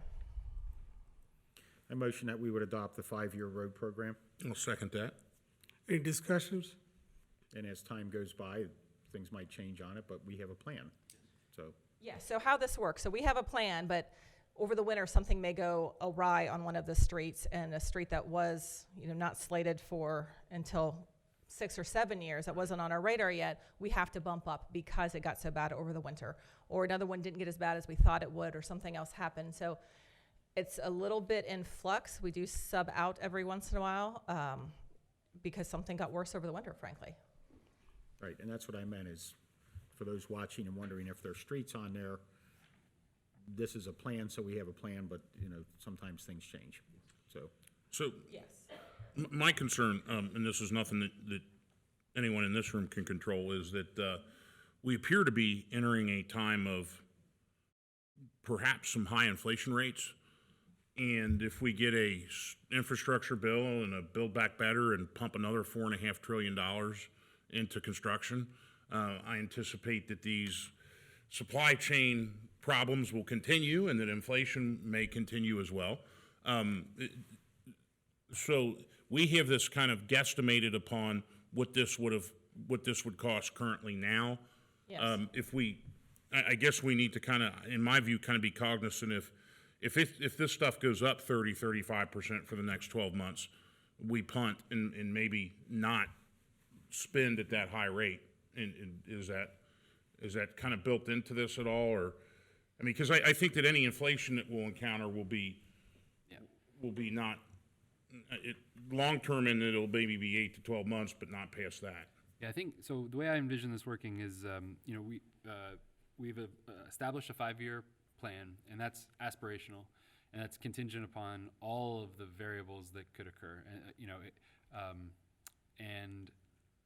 Oftentimes there's contingency that's built in to the bids, and sometimes they don't use the contingency, so we can actually do more roads, and so we'll be able to move items up and down. I guess what I'm trying to say is I wouldn't look at this as hard and fast. It's an aspirational document, and it will have to move and change according to the market and according to the budget and things like that. So I think what you're saying is, would we dial it back if inflation hits? Right. I think that's going to be a direction that we're going to have to take. The next director is going to have to take from the administrator or the board on. Do you want to sit out a year and hope that the prices get better? Because the longer we sit, that's why we started Cape Sealing. The longer you sit on a road that's damaged, the worse the damage gets. I know that I saw quotes from 2 different Federal Reserve governors today talking about entering a phase of enhanced inflation or something that, Yeah, so functionally how this works is we will go out to bid. We'll come to the Board of Trustees and say, Board, according to the 5-year plan, we'd like to do these streets. We'd like your authorization to go out to bid with these streets according to the plan. We'll go out to bid, we'll get proposals, and we can accept the low bid or no bids. I mean, that's going to be up to you guys as to whether or not you want to sit out one if you think that the prices are too high. and we'll know that from, I think it's going to be a short-term cycle, like I said, but I think that it's a pressure that everybody in the market's facing. You talk to general contractors, and they're having a hard time still finding stuff. Yeah. And workers, that makes it even more expensive. That's where our issue has been this year, why we're so slow on the road program. We got the bid out in plenty of time, but it's labor shortages. So they're spread too thin over all of the municipalities that they have to do with labor issues, so. Okay, all right, well, thank you. And So Jeff, you want to go ahead? I just wanted to make, I guess this is your, no, you've got 2 more, but while we're on the road thing, over on Becky's Ridge, it's half done. I guess they just haven't made it back yet to finish it. Correct. Because they just are booked solid and don't have enough laborers, and They're book solid, and as Mr. Mills said, sometimes when you don't use the contingency and you say, hey, can you put this other road in or this other road in? The more people that are ahead of us in line put those roads in, put the extras in, Well, the I know how it further works. back we go. I just was addressing those folks over on Becky's Yes, Ridge so that had Becky's Ridge, they contacted will me. come back and they will finish the final coat for you that is not the final coat. They haven't done a final coat anywhere in the township yet. Right, and there's a couple catch basins that still need to be built, which I'm sure you know Yep. that. I'm just addressing those folks over there who are hopefully watching so they kind of understand how all this, there's a lot of moving parts. And then every time you get a rain day, that might kick a project back, not 1 day, but 2 days while you wait for things to dry out. And it just, Right. there's just so many moving parts in road And as people may not construction. know, that there are a lot of moving parts. So we award the bid to a contractor who may sub out some of the work. So we have to, when the grinding crew can get in to grind the asphalt, we have to take the grinding crew. So you may have several weeks where you have just ground pavement. When the catch basin crew can get in, that's when we take the catch basin crew. Curbs, same thing. We take them as we can get them. Otherwise, you don't know when you're going to get back on the list. And that's how it works. Yep.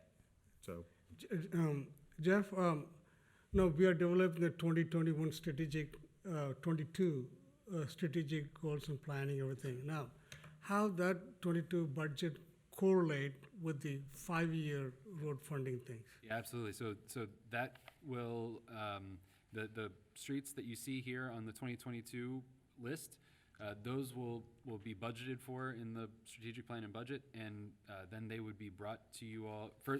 First, you guys would approve the budget and appropriate the funds, and then we would bring a request to go out for bid. We'll get the proposals back, and then bring those back to you, and you'll evaluate them and figure out whether or not you want to award the bid. So they will be budgeted for. And then it also allows us to think in our 5-year forecast, what our capital improvements are going to be over the course of 5 years. Because that's we have a 5-year, prospectus or outlook that we maintain. So. right. No other comments from me. No. Any, okay. No further discussions? Mr. Baker, roll call, please. Mr. Unger? Aye. Mr. Rajagopal? Aye, Mr. Waller? All right, thank you. thank you. Yep, the next one I have is street trees. As Mr. Mills alluded to earlier, I have in front of you a motion to award the street tree bid to Jeffrey Allen Corporation in the amount of $39,145. This year on Niagara, between Laura Linda and Springdale, we are planning to plant at least 80 street trees to help with a number of issues. I could sit here and extol the benefits of trees for you, but I've done that before. So we are going to plant street trees on Niagara. We went out to bid, and Jeffrey Allen Corporation came in as the low bid. This project is funded by community development block grant dollars. So the community development block grant is kicking in the vast portion of this, and we also have a Duke Energy Foundation grant as well. So there's relatively little township output in this, and these are street trees that will be planted in the right-of-way. The contract includes the planting of the trees and the maintenance of the trees for a year. And just so people know, the folks on Niagara, they are given the opportunity to opt out if they do not want a street tree planted, because we want people who love trees, not people who are going to kill their trees. So that being said, I recommend that you adopt the motion. A motion that we award the street tree bid to Jeffrey Allen Corporation in the amount of $39,145. I'll second. Any discussions? No. This, Jeffrey Allen is a Colerain business as well, so that's also a good. it's plug. exactly what we do, the 2021 strategic planning. Okay, this strategic planning is like a scale, guidelines we use. We properly use, properly fund the program, and this is like before you used to be a runaway train. Now we're running our government according to strategic planning. It's like a guidelines to run the government, and this is part of the 2021 the green initiative. Make Colerain Township greener, and it's a great planning. Yeah, and I love the idea of the maintenance, watering, and 1-year guarantees so that we get these things. And I get from everything I've heard and everything I've always done at my homes, now's the time to plant. You would think that maybe opposite to be spring, but now it's the roots take hold a lot better. So, and that's the difference in the two bids, is that is the watering and maintenance was significantly off on one. But this is the low bid, and like you said, they are Colerain, and you know, they have a big visibility, so they have a lot to lose if things go wrong there. Okay. Any further discussions? No. Mr. Baker, roll call, please. Ms. Stronger, Aye? Mr. Rajagopal, Aye. Mr. Waller. All right. And Ms. O'Connell, if I could jump in here, there is a supplemental resolution that I'd like to present to you all. I recommend that the board make a motion to amend the agenda to add a resolution authorizing the advancement of township monies from the general fund to the township's community development block grant fund and returned upon reimbursement. And I can get into that. So I'll make a motion to amend the agenda to add add to the list under public services a resolution authorizing the advancement of township monies from the general fund to the township's community development block grant fund, fund number 2908, and returned upon reimbursement. I will second Matt's motion to amend the agenda. Any discussions? No. This is about for $30,000. Yep, and I can talk more about that, Okay. So the purpose for this, just to amend the agenda. oh yeah, so we need a vote. Stronger, Aye? Mr. Rajagopal, Aye. Mr. Waller. Aye. I'll motion to approve the resolution authorizing the advancement of township monies from the general fund to the township's community development block grant fund, fund 2908, and returned upon reimbursement. I will second Matt's motion. Mr. Mills? Yeah, thank you. So in the past, Hamilton County Community Development Division manages the community development block grant dollars that we get in Colerain Township. And in the past, we have been able to have our vendors that are doing CDBG projects be paid directly by Hamilton County. They've changed that process, and so now we pay for it, and then they reimburse us. The problem is that in our community development block grant fund, we don't have the money to pay for it right now. And so what I'm suggesting is that we advance the money from general fund to CDBG fund, pay for it, and then when we get reimbursed from the county, we move it back to general fund. So it's just an advance of money pending repayment. When does that get repaid? They're pretty quick, but this being the end of the year, we might get caught up in the end of the year budget cycle. So it may be next year, but hopefully this year. Like first week of January type thing? Yeah. Okay. Yeah. And will this resolution cover that change in our budget? I hope that we get it done this year, but But if not, you'll probably have to bring back something before the end of the year to amend. yeah. Okay. No other comments? Any further discussions? Mr. Baker, roll call, please. Ms. Stronger, Aye? Mr. Rajagopal, Aye. Mr. Waller. All right. Thank you, board. Sorry, Jack. Nope, you're fine. The last piece I have is a resolution authorizing the administrator to prepare and submit an application to participate in the Ohio Public Works Commission State Capital Improvement and Local Transportation Improvement Programs. So as we stated before, the county is doing East Miami River Road, and they asked us for our support in terms of their application. And then that's what this is. This is just putting our support forward for them to redo East Miami River Road or to make an application to redo East Miami River Road. The bottom line of this that's most important is we are not financially obligated to participate in this project. We are just throwing our support behind the county, saying we want them to redo the road. So I recommend that you adopt the resolution. I'll motion to adopt a resolution authorizing the administrator to prepare and submit an application to participate in the Ohio Public Works Commission State Capital Improvement and Local Transportation Improvement Program. I will second it. Any discussions? No, and then it's right here in the agenda so people can see it. Yeah, we done this when they first came to us. Jeff, remember that? You know, we worked with the county engineers and especially Fred Slim. He was a budget. He's the one gets all the grants and everything, and we done it. And now East Miami River Road is going to be a beautiful road. And now they're installing the traffic lights as a Harrison Avenue. It's fantastic. They repaving the road. It's a great scenic road. It's a pride joy of Colerain Township. And we move forward to signing this. That's right. So And let me be clear with the public that is not a given. We are throwing our weight behind them applying for the Okay, grant right. to redo the road. Yes.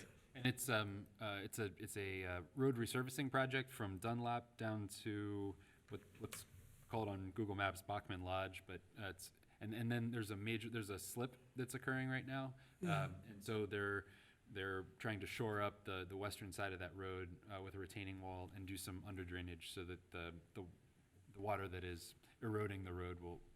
Yes, I see that from the Skull Road all the way to Dunlop. They're doing it was horrible road, a lot of, it was pretty bad, a lot of holes in the road. Now it's beautiful. And they started with the Kemper Road, all the way they come up to Heritage Park.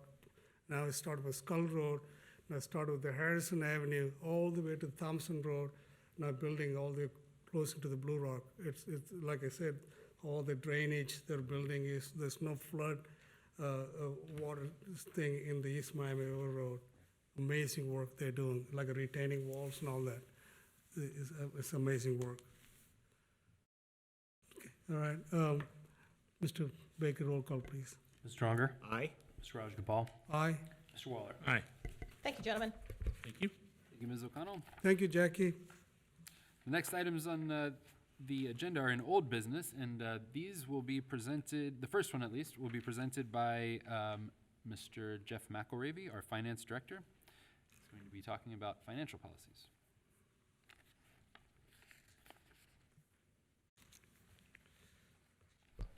Exciting stuff, at least for people like me. Good evening, board. Evening.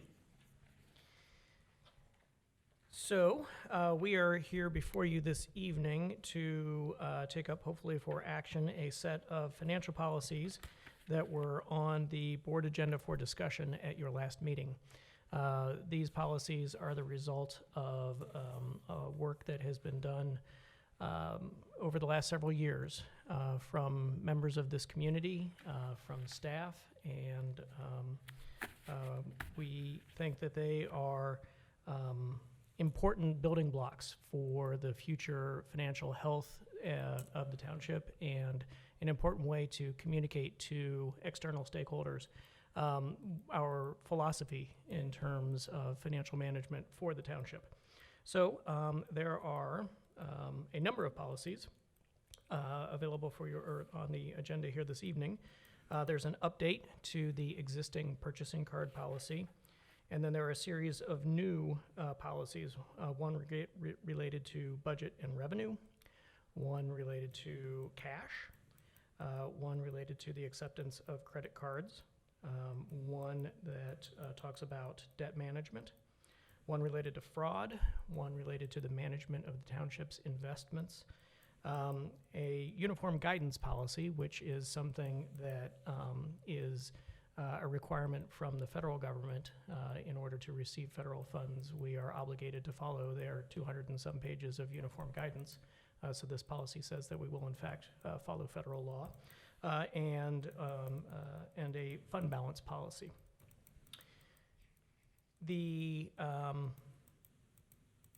Well, I guess I defer to the board. We can go through each of these policies individually, or if you have specific questions, we can take those now. Or if you're ready to act, that's just fine too. You can, there's lots of pages of documents.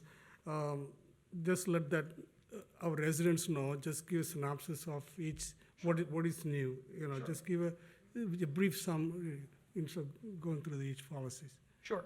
So with the first policy, the purchasing card policy, this is an update to existing policy, and it is an effort to strike a balance between the way that the world has changed in terms of moving much more towards electronic commerce and web-based procurement, and also with the needs to have important internal controls to make sure that these cards are not abused and that all of the transactions that occur are consistent with our other policies.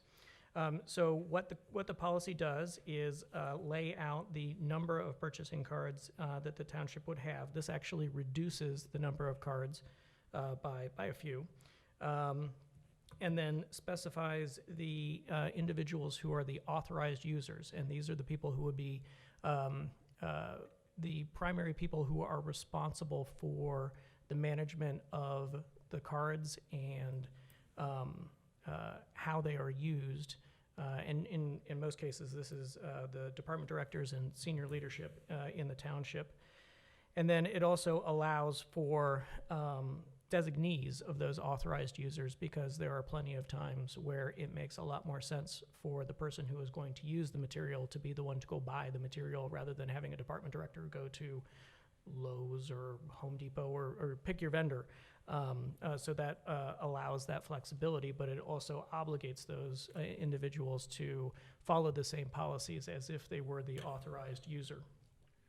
The policy then goes on to lay out the process and the responsibility of the individuals that use the cards. And it talks about control and inventory of the cards. Our practice now is that every time an individual needs one of these purchasing cards, they have to actually come to my office and sign them out. They're kept in our safe. They aren't out distributed in the organization. So they sign them out. They have to be able to, as part of that sign-out process, they list the vendor that they're going to be using and the purchase order or the blanket certificate that authorizes the expenditure. And then once they make that purchase, then they return to the office with the receipt and the card, and we sign it back in. And that way there's a very clear process for us to be able to do the reconciliation on our end at the end of the month, to be able to show that all of these expenses are appropriate and that we have documentation to justify each of them. This is a process that has been particularly challenging for us in the finance shop, because it has been organized a little bit differently. So this, I think, will do wonders to help improve that process. Yes, Jeff, sorry. See, this policy actually, it creates a transparency. The resident can see every money we spend, where it goes, how it's spent, which is documented. It goes back to the transparency. Yes, sir, absolutely. Every penny we spend. Every month, we have a payment that we post to our accounting system that is probably about an inch thick once you get through all the paper, that shows every charge, which purchase order or blanket certificate it was applied to, and then the receipt for that charge. And we do that every month. Thank you, Jeff. Sure. The policy goes on to specify the types of expenses that are authorized and those that are not. It establishes spending limits from a per day basis and also a monthly basis. And then some rules that have to do with having strong internal controls in terms of how the cards are used, and making sure that our purchases aren't subject to sales tax as an organization that isn't subject to sales tax. It also lays out a process for receiving and returning merchandise, so that there isn't an opportunity for fraud through that process. Lays out a process for lost receipts and for payment, for disputed transactions, and what happens when cards are lost or stolen, and how we terminate the accounts when we no longer need them. So that is the purchasing card policy. Would you like me to stop here for a moment before we move on to the next one? Yeah, I just have one question about, and this is very much splitting hairs, but I noticed, I think it's in this section where we have some pagination issues, where we end up having items that don't have anything next to it. And I just think for sake of the document, I think that we need to get those out so that people don't feel that something could be mysteriously entered later or something, like, if that makes sense. Absolutely, yeah, and I want to apologize for that. This was This policy in particular, by the time we were done tracking all the changes in the document, there were more changes than original policy. And when we went through the process of accepting those changes, we had some formatting issues and. That's and not a some criticism at grammatical all. issues. I mean, I think what's here is fantastic. I just want to make sure that people are confident that that the policy is what the policy is. We will definitely get that cleaned up before it goes in the policy book.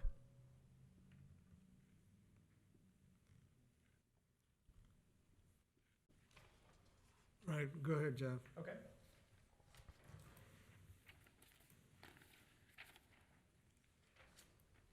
The next policy is the budget revenue and expense policy. This lays out the budget process and also the controls, the majority of which come as a function of state law and spelled out in more detail in the Township Handbook and the accounting, various accounting and payroll books. But it talks about the budget development process from the tax budget process in the spring all the way through permanent appropriations in the following spring.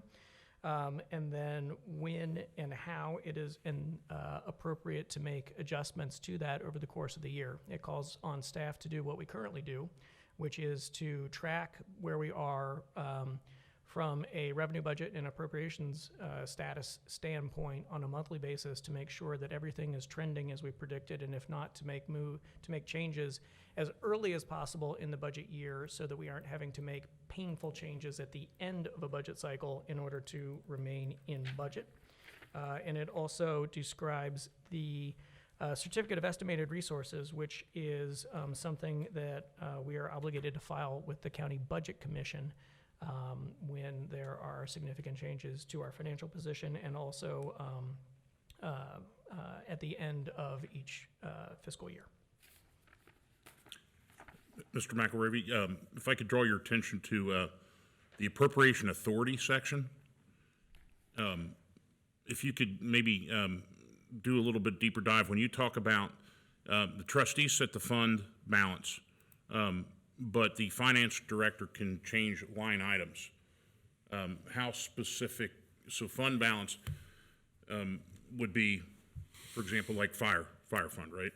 So you could change, the finance director could change a capital, well, no, there's a separate capital fund, but amount spent on training versus uniforms kind of thing. A good example of that would be there's a contingency in each fund, and if, for example, there's an extra training that the fire department wants to do, and it would exceed what we had budgeted in that very specific line, the finance director has the authority to move money from, say, the contingency line to the training line so that we can accurately record what that money is being used for. The way I perceive it also is they could move it from whatever, a salary line to a training line. Well, yes, Okay. that certainly is the case. So is there a limit to that? I mean, present company accepted, I have seen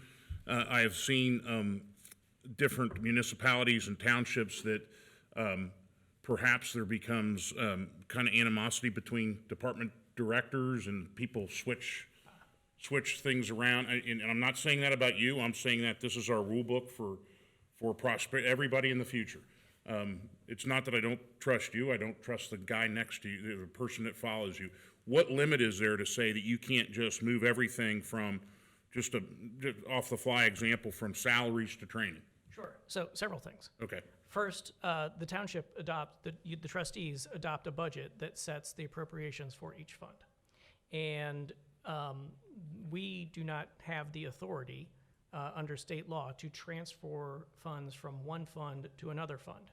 That's why, for example, you had the resolution before you this evening to advance the funds from the general fund to the block grant fund and then return it upon reimbursement. It's the similar situation at the beginning of each budget cycle when this board approves a series of transfers out to parks and zoning and the community center to subsidize the operations of those functions. So in terms of the, there are dozens of account codes that sit within each fund. And the budget is our best estimate as to what our expenses are going to be in that particular account code over the 12 months. There are times when the need to pay unemployment compensation is higher than we expected, and the amount that we need to pay for workers' compensation is lower than we expected. So we would make a move between those two lines in order to be able to address those expenses. And the transparency comes through at the end of each month when we produce a dozen financial reports that we post to the website that shows the revenues and expenses and where they are with each line in each fund. So there, I guess, my question is there a limit to, And the other safety valve here is purchase orders, which you see, Right. right? And so, if we were moving, if all of a sudden there was $100,000 worth of training, that would have to come through in a purchase order, which you guys would see. So, I just am still not comfortable in yielding that power from a legislative branch to an executive branch. It seems like there's not a cap on that. It really seems to me like a separation of powers kind of issue. so functionally, this happens frequently. I mean, it's a frequent Right, thing. for small amounts, but Yes, yeah. the So- 1 in 1,000 chance that somebody gets a hold of that that has, I wonder, is there a report that is run on transfers, or could there be? Could we add a report on transfers at the end of, I don't know. I'd have to look into that. Yeah, we'd have to. I don't know if that's an I'm, issue, we can. I don't know if I'm completely expressing my concern. I understand what you're saying. Okay. Yeah. So for example, payroll is due on Friday, and all of a sudden we realize that, for example, like the Social Security payment we don't have enough money in that line, right? So we need to have the ability, in order to make payroll, to transfer those funds. So those are the kinds of reasons why we need that ability. And maybe it's, if you want to put like bumpers on it or something, like, not to exceed, or the other piece is, if your concern is from salary to non-salary, we publish, and I think that we have to adopt I just use that as picked an example out of the air. My concern is more the functions of legislative versus executive, and how that breaks down, how that separation of powers works. Yeah. Well, if we want to maybe table that one particular policy, then we can maybe do an evaluation of how other communities handle this. I'm pretty sure that just because it's necessary for the efficient functioning of government, we would need to. Right. So what I did when I was council member at North College Hill, they had what was called a cleanup ordinance, and that was then the council, which is different. I get it, city versus township, but the city then voted on moving X amount to this and X amount to that, and so that it balanced out at the end of that.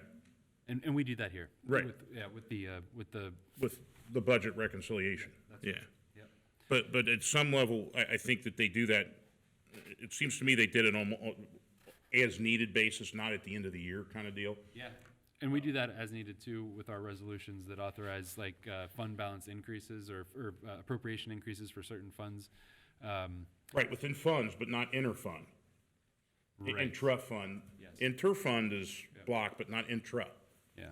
And the other thing I would mention is that it has never been a legislative function here, at least, to make those changes. The legislative function is here's what we want to fund at a fund level across the whole organization, across the 20-something odd funds that we have. And but if we want to table maybe that particular policy, and we can go back and do I guess I'm using like maybe a federal kind of example, the Budget Impoundment Act of 1974, everybody's favorite act. So Nixon took money out of one fund and put it in another. Yeah, we could do that. One within the fund took it out, intra-fund. I see. And look, not that anybody here would do anything with that. I just don't know if I yield that power now, I've yielded it for all the boards in the future as well. So, I motion to table that part of it. okay. Sure. Yeah, maybe table the proposed policy 2.6 budget revenue and expense policy. And maybe you and Jeff and I can talk about this. And Yeah, tomorrow maybe. We'll be looking at the budget, yeah. all right, I'll second that motion to table that. I'll go ahead and motion to table 2.6 budget revenue and expense policy. And I'll second that. Okay, discussions? Go ahead. We were already on the floor with Actually, that that's should be fine. next one, because we're still in the resolution. Let's go ahead and vote on that, I think. Let's vote on first the whole Just the thing. tabling part. Just tabling part? All right. Okay, So it's been motioned and seconded. Mr. Unger, Aye. Mr. Rajagopal, aye. Mr. Waller. Aye.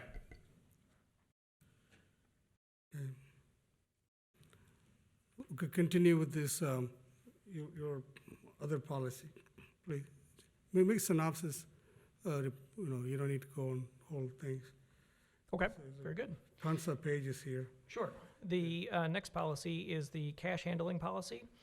This policy sets up a series of safeguards and internal controls to minimize the possibility that someone might be able to commit fraud in the handling of cash transactions for the township.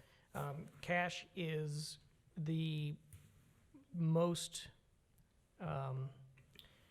dangerous form of transaction for any entity to use because it is so liquid.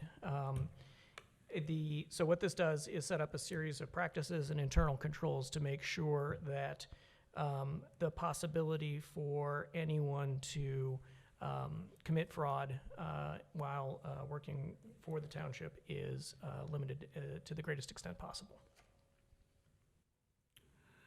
So ultimately, you, the guy, monitor the whole, each department's cash, they report to you, right, Jeff? So what we're attempting to do is several things. We don't maintain petty cash, so people have to pay the amount that is due in exact change so that there isn't change. We require that there be a full accounting of how much comes in and then how much is deposited at the bank. We limit the number of places where cash is accepted. Right now there are 2. I would prefer that it be 1, or excuse me, 3. I would prefer that it be 2, I guess, practically speaking. And one other additional change that we're looking at doing is in the places where cash is handled and there aren't cameras, that we install them. And all of this, I want to point out, isn't because we don't trust the folks that we have handling cash for us. They have been trained for it, and they wouldn't be in those roles if we had any doubt about their ethics or their integrity. But to your point, Mr. Waller, earlier about the next person and the next person, it's important to have policies in place that minimize the opportunity for a bad actor to act badly. And this policy does that. Thank you, Jeff. Go ahead. The next policy allows or sets the parameters for the acceptance of credit cards. We are seeing more and more of our activity come via credit card, whether it's over our website or with folks just paying at the counter. So this policy lays out how the cards can be used and the process for receipting those funds to make sure that all of that is done properly. The next policy is 2.9. It's the Colerain Township debt policy, and this policy is a combination of what is already existing state law with some additional considerations in terms of the appropriate situations for considering the issuance of debt, and also in terms of debt management and making sure that we never get into a situation where the township is unduly burdened by its debt service requirements. So it lays out the types of debt, the types of reasons for having debt. It recommends several things in terms of how debt is structured, in terms of the term, that it would be the shortest possible term and match the useful life of the asset being financed, the size, that it be no more than is absolutely necessary, that the amortization would be level debt service rather than having some sort of variable form of debt service over the term of the amortization, or some sort of balloon payment at the end which, is great for everybody who's enjoying whatever it was that we invested in until the balloon comes, and then you've got a budget crisis because there's a whole bunch of money due, and there probably wasn't money saved up to pay for it. And then also, as an additional hedge against any uncertainty, the policy calls for an interest rate to be fixed rather than variable. There are some jurisdictions much larger than us that have gotten into trouble in the past with variable rate debt, and the market moves on them, and they're in a world of hurt. So it's just generally a good, prudent idea when issuing debt to go with a fixed rate rather than a variable rate, even though that variable rate may result in some savings if everything goes well. So finally, the policy explores when it might be appropriate to refinance existing debt, and also the team that the township may bring on board to assist with a bond financing transaction.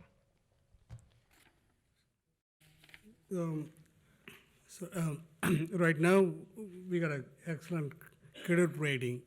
We got a AAA from the Moody, Moody ratings rate township. That's the best you can get, our township. AAA rating right now. So the township has an outstanding bond rating, and this is a process we just went through. We just went through the process of having our bond rating reevaluated coming out of the prior fiscal year. So the rating's a AA, which is one notch below the very best, but a AA rating is a very strong rating, and it allows us.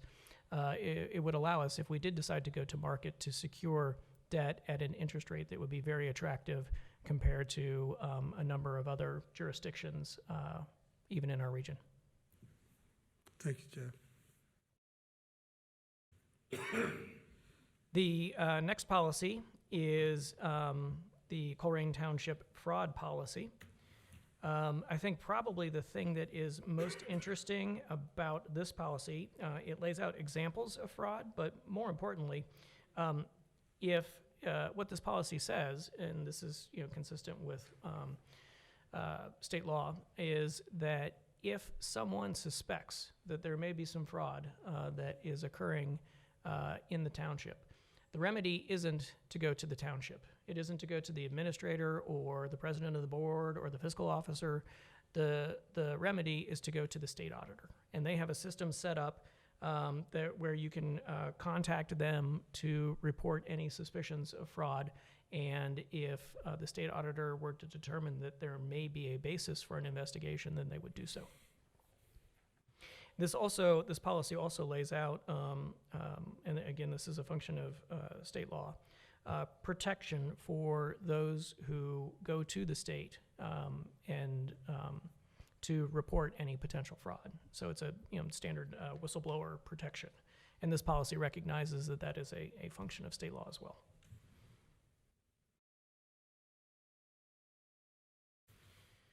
The next policy is the Colerain Township investment policy. This is an update. I think the transmittal package may say new, but this is actually an update to the existing investment policy. It lays out the objectives of our investments, and the number one thing in any public sector investment portfolio is the preservation of capital.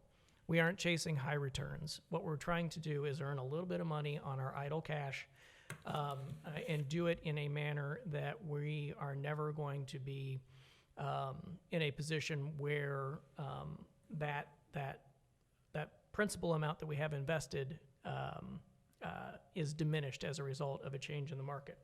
And that shows up in this section labeled authorized investments. And again, this is a function of Ohio Revised Code, but the types of instruments that we're allowed to invest in are very limited. We're talking about money markets, we're talking about U.S. government agency notes, U.S. government treasury notes, certificates of deposit, very sort of basic, straightforward investments. Options and derivatives? No, sir. So this policy is almost identical to the existing policy that is in place, with the exception of the section on investment earnings, which reflects an update to the Ohio Revised Code. And this has been reviewed by Red Tree, which is the firm that we work with, and they advise us on the management of our investment portfolio. Should the board approve this policy, then we will have it executed, and this will be something that is updated, I believe, with the, that is shared with the, I believe it's the state treasurer's office, and that will stay on file with them. Jeff, right now, we have Township about $1 million invested, and we got to return about $411,000, correct? So the amount that we have in the investment portfolio varies. Approximately about depending 21 on million?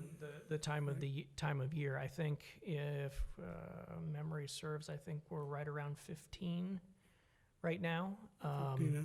It Used to it be just a depends lot- on the cash cycle where we are. We get two big pops in revenue, and that's when the first half property tax settlement and the second half property tax settlement hit. And we move those into our investment accounts when that happens, and then we pull them back as we need them from a cash management standpoint over the course of the year. Okay. The fiscal officer determines how to invest, where to invest?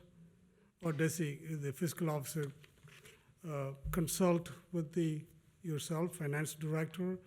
Or you got the financial consultant for the township? Our hands are pretty tied, How actually. often you guys evaluate your fund the investment, whether the money is going up, or if the money is going down, you got the ability to stop it and make it like a different investment, approach a different investment. So we monitor the investment portfolio on an ongoing basis. We receive How statements often? every month from the bank where our investments sit, and also from Red Tree, who's our investment advisor.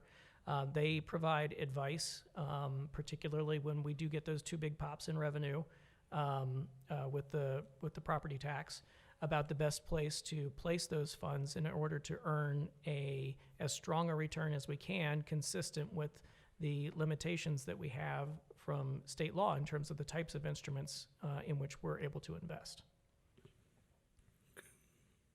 So the auditors, the state auditor also watches this investment portfolios. Yeah, it's subject to our annual audit. Thank you. Just make sure I understand. So on the investment earnings, the interest or the investment earnings that come from dedicated funds now, and this is no RC thing, so we're changing this to fit ORC, have to go back to that.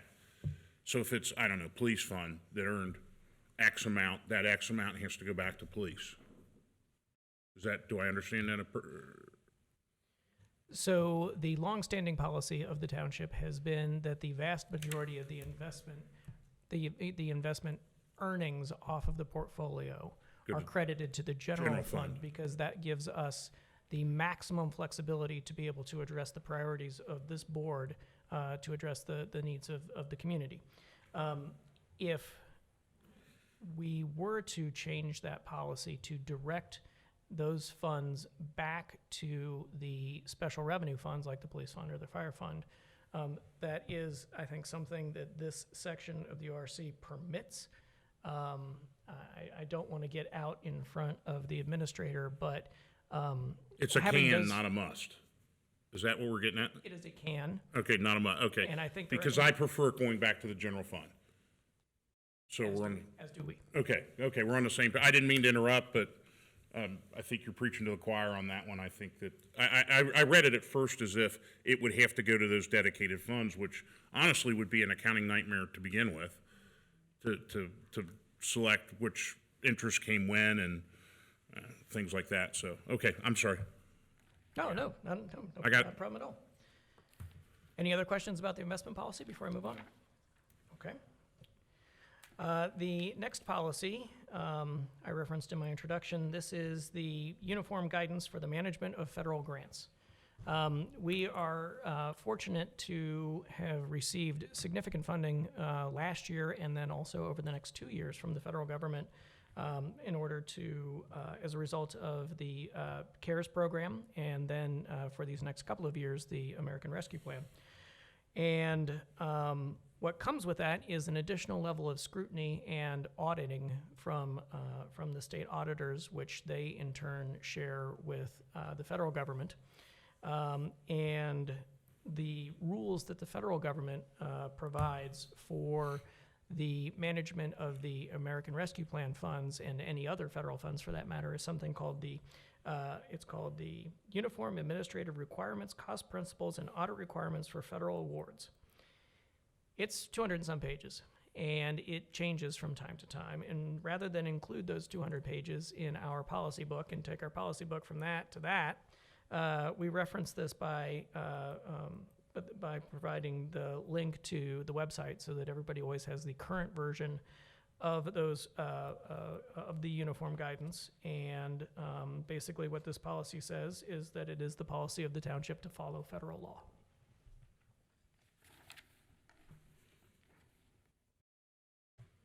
The next policy, and I believe the last policy, is the Colerain Township Fund Balance Policy. One of the things that allows us to maintain the strong bond rating that we were talking about a few minutes ago is that we have pretty healthy fund balances. Now, there's various reasons for that. But what this policy does is formalize what has basically been practice in the past. And it lays out thresholds for what fund balance should be in several of the major special revenue funds, and then also for the general fund. So the policy calls for the fund balance in the general fund to match or to be equal to 100% of prior year expenses. For the funds that are used for public services, the policy is 50% of prior year expenses. And for the police and fire district, the policy calls for the fund balance to be no less than 25% of prior year expenses. And what this does is several things. It allows us to be able to absorb a shock if we were in some sort of emergency where we needed to spend down that fund balance in response to the emergency. We would have the capability to do so. And again, as I referenced earlier, having these fund balances in place is a strong signal to the credit markets that there are two things. One, that the finances of the township are prudently managed, and second, that there is capacity in our budget to be able to make debt service, even if the projected source to repay the debt source, or to service the debt, were to fall away. So this policy is basically to set up a series of guardrails so that we stay on the road in terms of how we're managing our revenues as a township. So about 2 meetings ago, you gave the presentation of the fund balances. You know, it's very impressive, the fund balance we are. There's a significant amount of work that went into this, and I know at all levels, and it's amazing. It's, in 20 years we've gone from, well, that's the way it's done, to now we have a policy and a whole lot of things, and I think that that's a significant movement forward. So thank you for all the work everybody has put into this, and I know from all levels. Work, yeah. Yeah. Thank you, Jeff. Thank you very much. Thank you very much. Hard work. Yes. Yeah. So the staff recommendation is adoption of the resolution updating and adopting financial policies for Colerain Township, with the exception of policy 2.6. 2.6. Thank you. And with the caveat that the pagination will be cleared up. I think it can be passed without, as long as you don't change the intent of the substance, yeah. I'll motion to approve the resolution updating and adopting financial policies for Colerain Township. I second it. Any discussions? No. During the process of your presentation, we discussed all these matters, and when you did a hard work on this. Thank you. Absolutely. Thank you for the great job. Mr. Baker, roll call, please. Mr. Unger, Aye? Mr. Rajagopal, Aye. Mr. Waller. Aye. Thank you, Board. Thank you. Thank you. Thank you, Mr. McElravy. The final item of old business this evening is a resolution accepting Copper Creek Lane as a township road. You'll recall at our last meeting on October 5th, this was presented as new business. It was tabled at that time. I have reached out to the Hamilton County engineer and his inspector, and it's my understanding that one of the trustees would like to go meet with them on site. I know that Dan had an interest and Mr. Waller had an interest, and I'm sure Raj did too. Mr. Rajagopal, if you'd like to table it one last time, I can attempt to make that meeting happen. Yeah, that's what I intend to do. I motion to table the resolution accepting Copper Creek Lane as a Colerain Township road. I second it. Any discussions? No, I'm glad you're gonna go out there and see it, that whole side of it's I all wavy. mentioned about, go ahead. I was gonna say, Go ahead. drive out there tonight and shine your headlights on it, and you'll see what I'm talking about. It's all, it is, that's the best way to Mr. look Unger, at it. you're always pushing me to go out there at night, and I'm wondering what you got up your sleeve. Nothing, Matt, but I'm telling you, when you shine your headlights across dark pavement, you will see the undulations in the pavement. Okay, I got you. You'll see it much better than you will in the light of day. My biggest concern is on the Copper Creek is just a new development, only a few houses building. I drove by and saw that still pile of things up there, and if we start adopting now, Colerain Township is enormous money is going to cost the township, and there are some roads badly needed in our township. Some areas road. We took Mr. Mills to Spirit Ridge. Some of the roads completely bad, holes and the concrete blown out. People hardly can drive on this. My feelings, take out the streets getting very bad.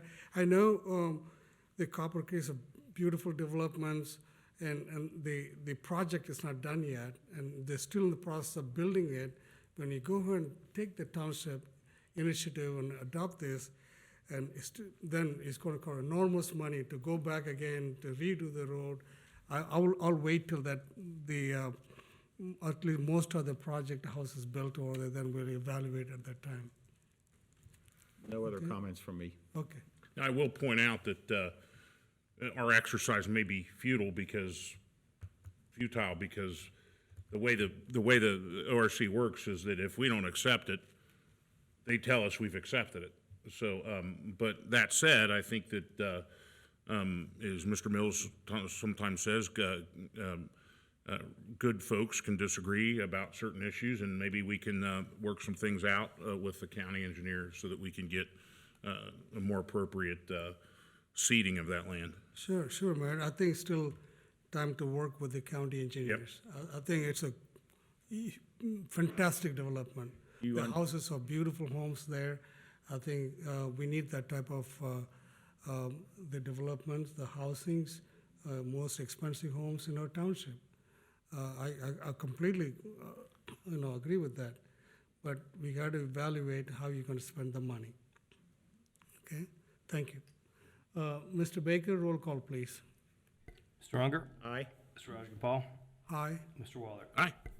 Very good, thank you, Board. The next items on the agenda are on the consent agenda, and the first three are really exciting to me particularly, because this, what these next three items represent is the final dominoes that are falling from that started cascading when Chief Walls was promoted to chief. So when Chief Walls was promoted to chief, that opened up an assistant chief position, that's been filled, then a battalion chief position, that's been filled. Now we have a captain position, lieutenant positions, and firefighters. So this is rolling all the way down through the organization, and I'm excited to present these to you this evening. So on the consent agenda this evening, we have a promotion for EMS to the role of EMS captain.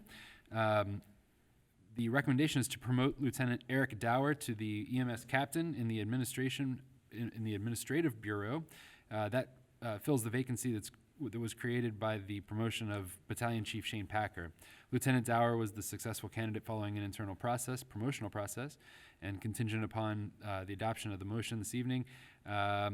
He would assume the role of EMS captain at the negotiated collective bargaining salary of $32.19 effective October 31st, 2021.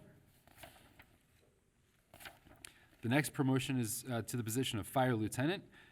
Recommend the promotion of 2 firefighter paramedics, Dennis Brandon Cable and Richard Williams, to the position of fire lieutenant in the Operations Bureau to fill current vacancies. So contingent upon adoption this evening, firefighter paramedics Cable and Williams would assume the role of fire lieutenant at the collectively bargained salary of $30.76 an hour effective October 31st, 2021.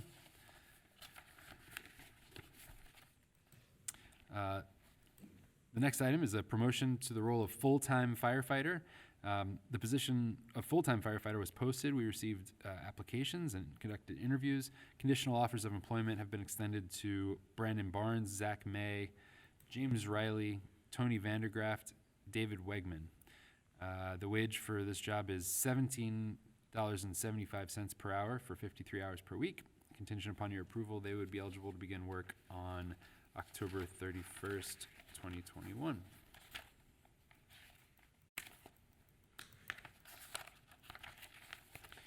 Next, we have new hires, and these would be part-time firefighter paramedics.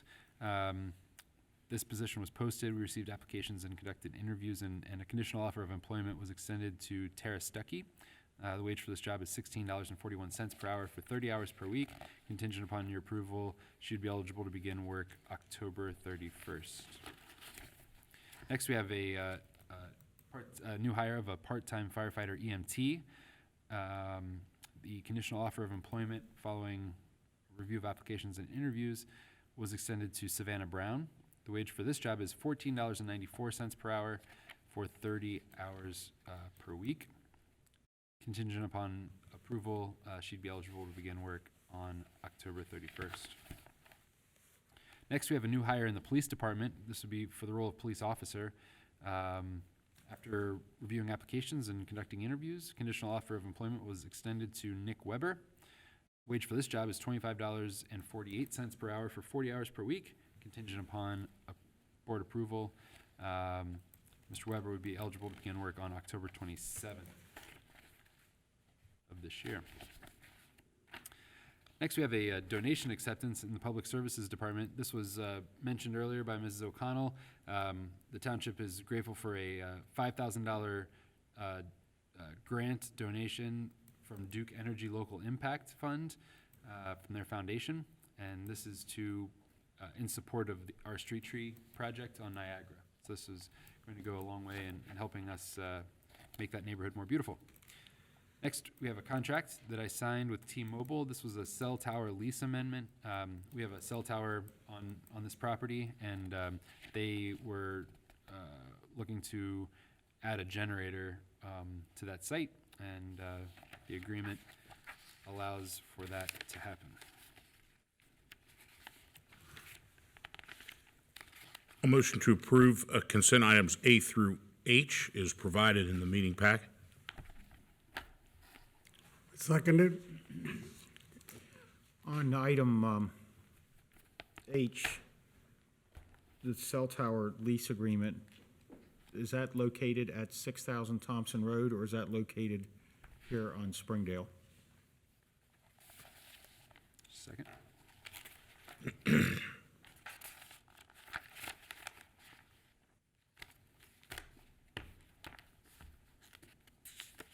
It looks like it's located at 6,000 Thompson Road.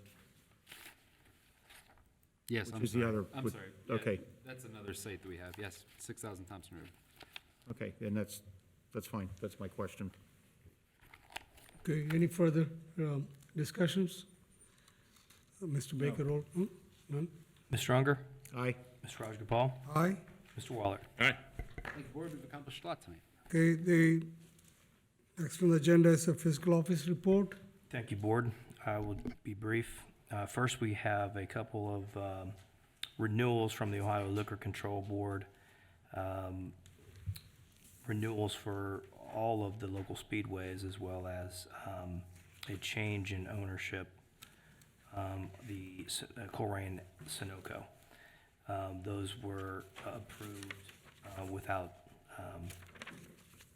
any resistance from Chief Denny. And then lastly, well, not quite lastly, we have several purchase orders that we'll have for you to sign after the meeting. And then lastly, didn't think we'd ever get to this point when I took over here April 1st of 2000, but we currently have 0 pending public records requests. They have all been responded to. Now, I'm sure that, having said that, there could be some that have rolled in today. But we've accomplished quite a bit to get to that point, especially with some of the ones that from previous years that hadn't been closed out. So it's quite a feat that we got to 0, and I think I owe Jeff Weckbach and Glenna a steak from what they've told me. But so we currently have 0, that as of right now, that is 0 pending public records requests that haven't been responded to. So that's quite a feat. So And that's where do all. we send those requests? No comment. That's a great job. Thank you for getting us up to date on this. Thank you, Jeff. Thank you, Jeff. All right. All right, the next on the agenda is executive sessions. We don't need it. We don't need one. It's a long night. But anyway, now the calls for the adjournment. It's almost 10 o'clock. It's 9:30. Wait a minute, 9:30. It's 9:30. Time go, Raj. It's 9:30. I motion that we adjourn the meeting at 9:30. The meeting, and the Board of Trustee meeting is adjourned. We got to vote for it. I'll second Mr. Unger's motion to Okay, adjourn. any discussions? None from me. Thank you all for coming and watching. Mr. Mr. Baker? Unger? Aye. Mr. Rajagopal, Aye. Mr. Waller. All right. The meeting is adjourned. Thank you for sitting patiently and watching.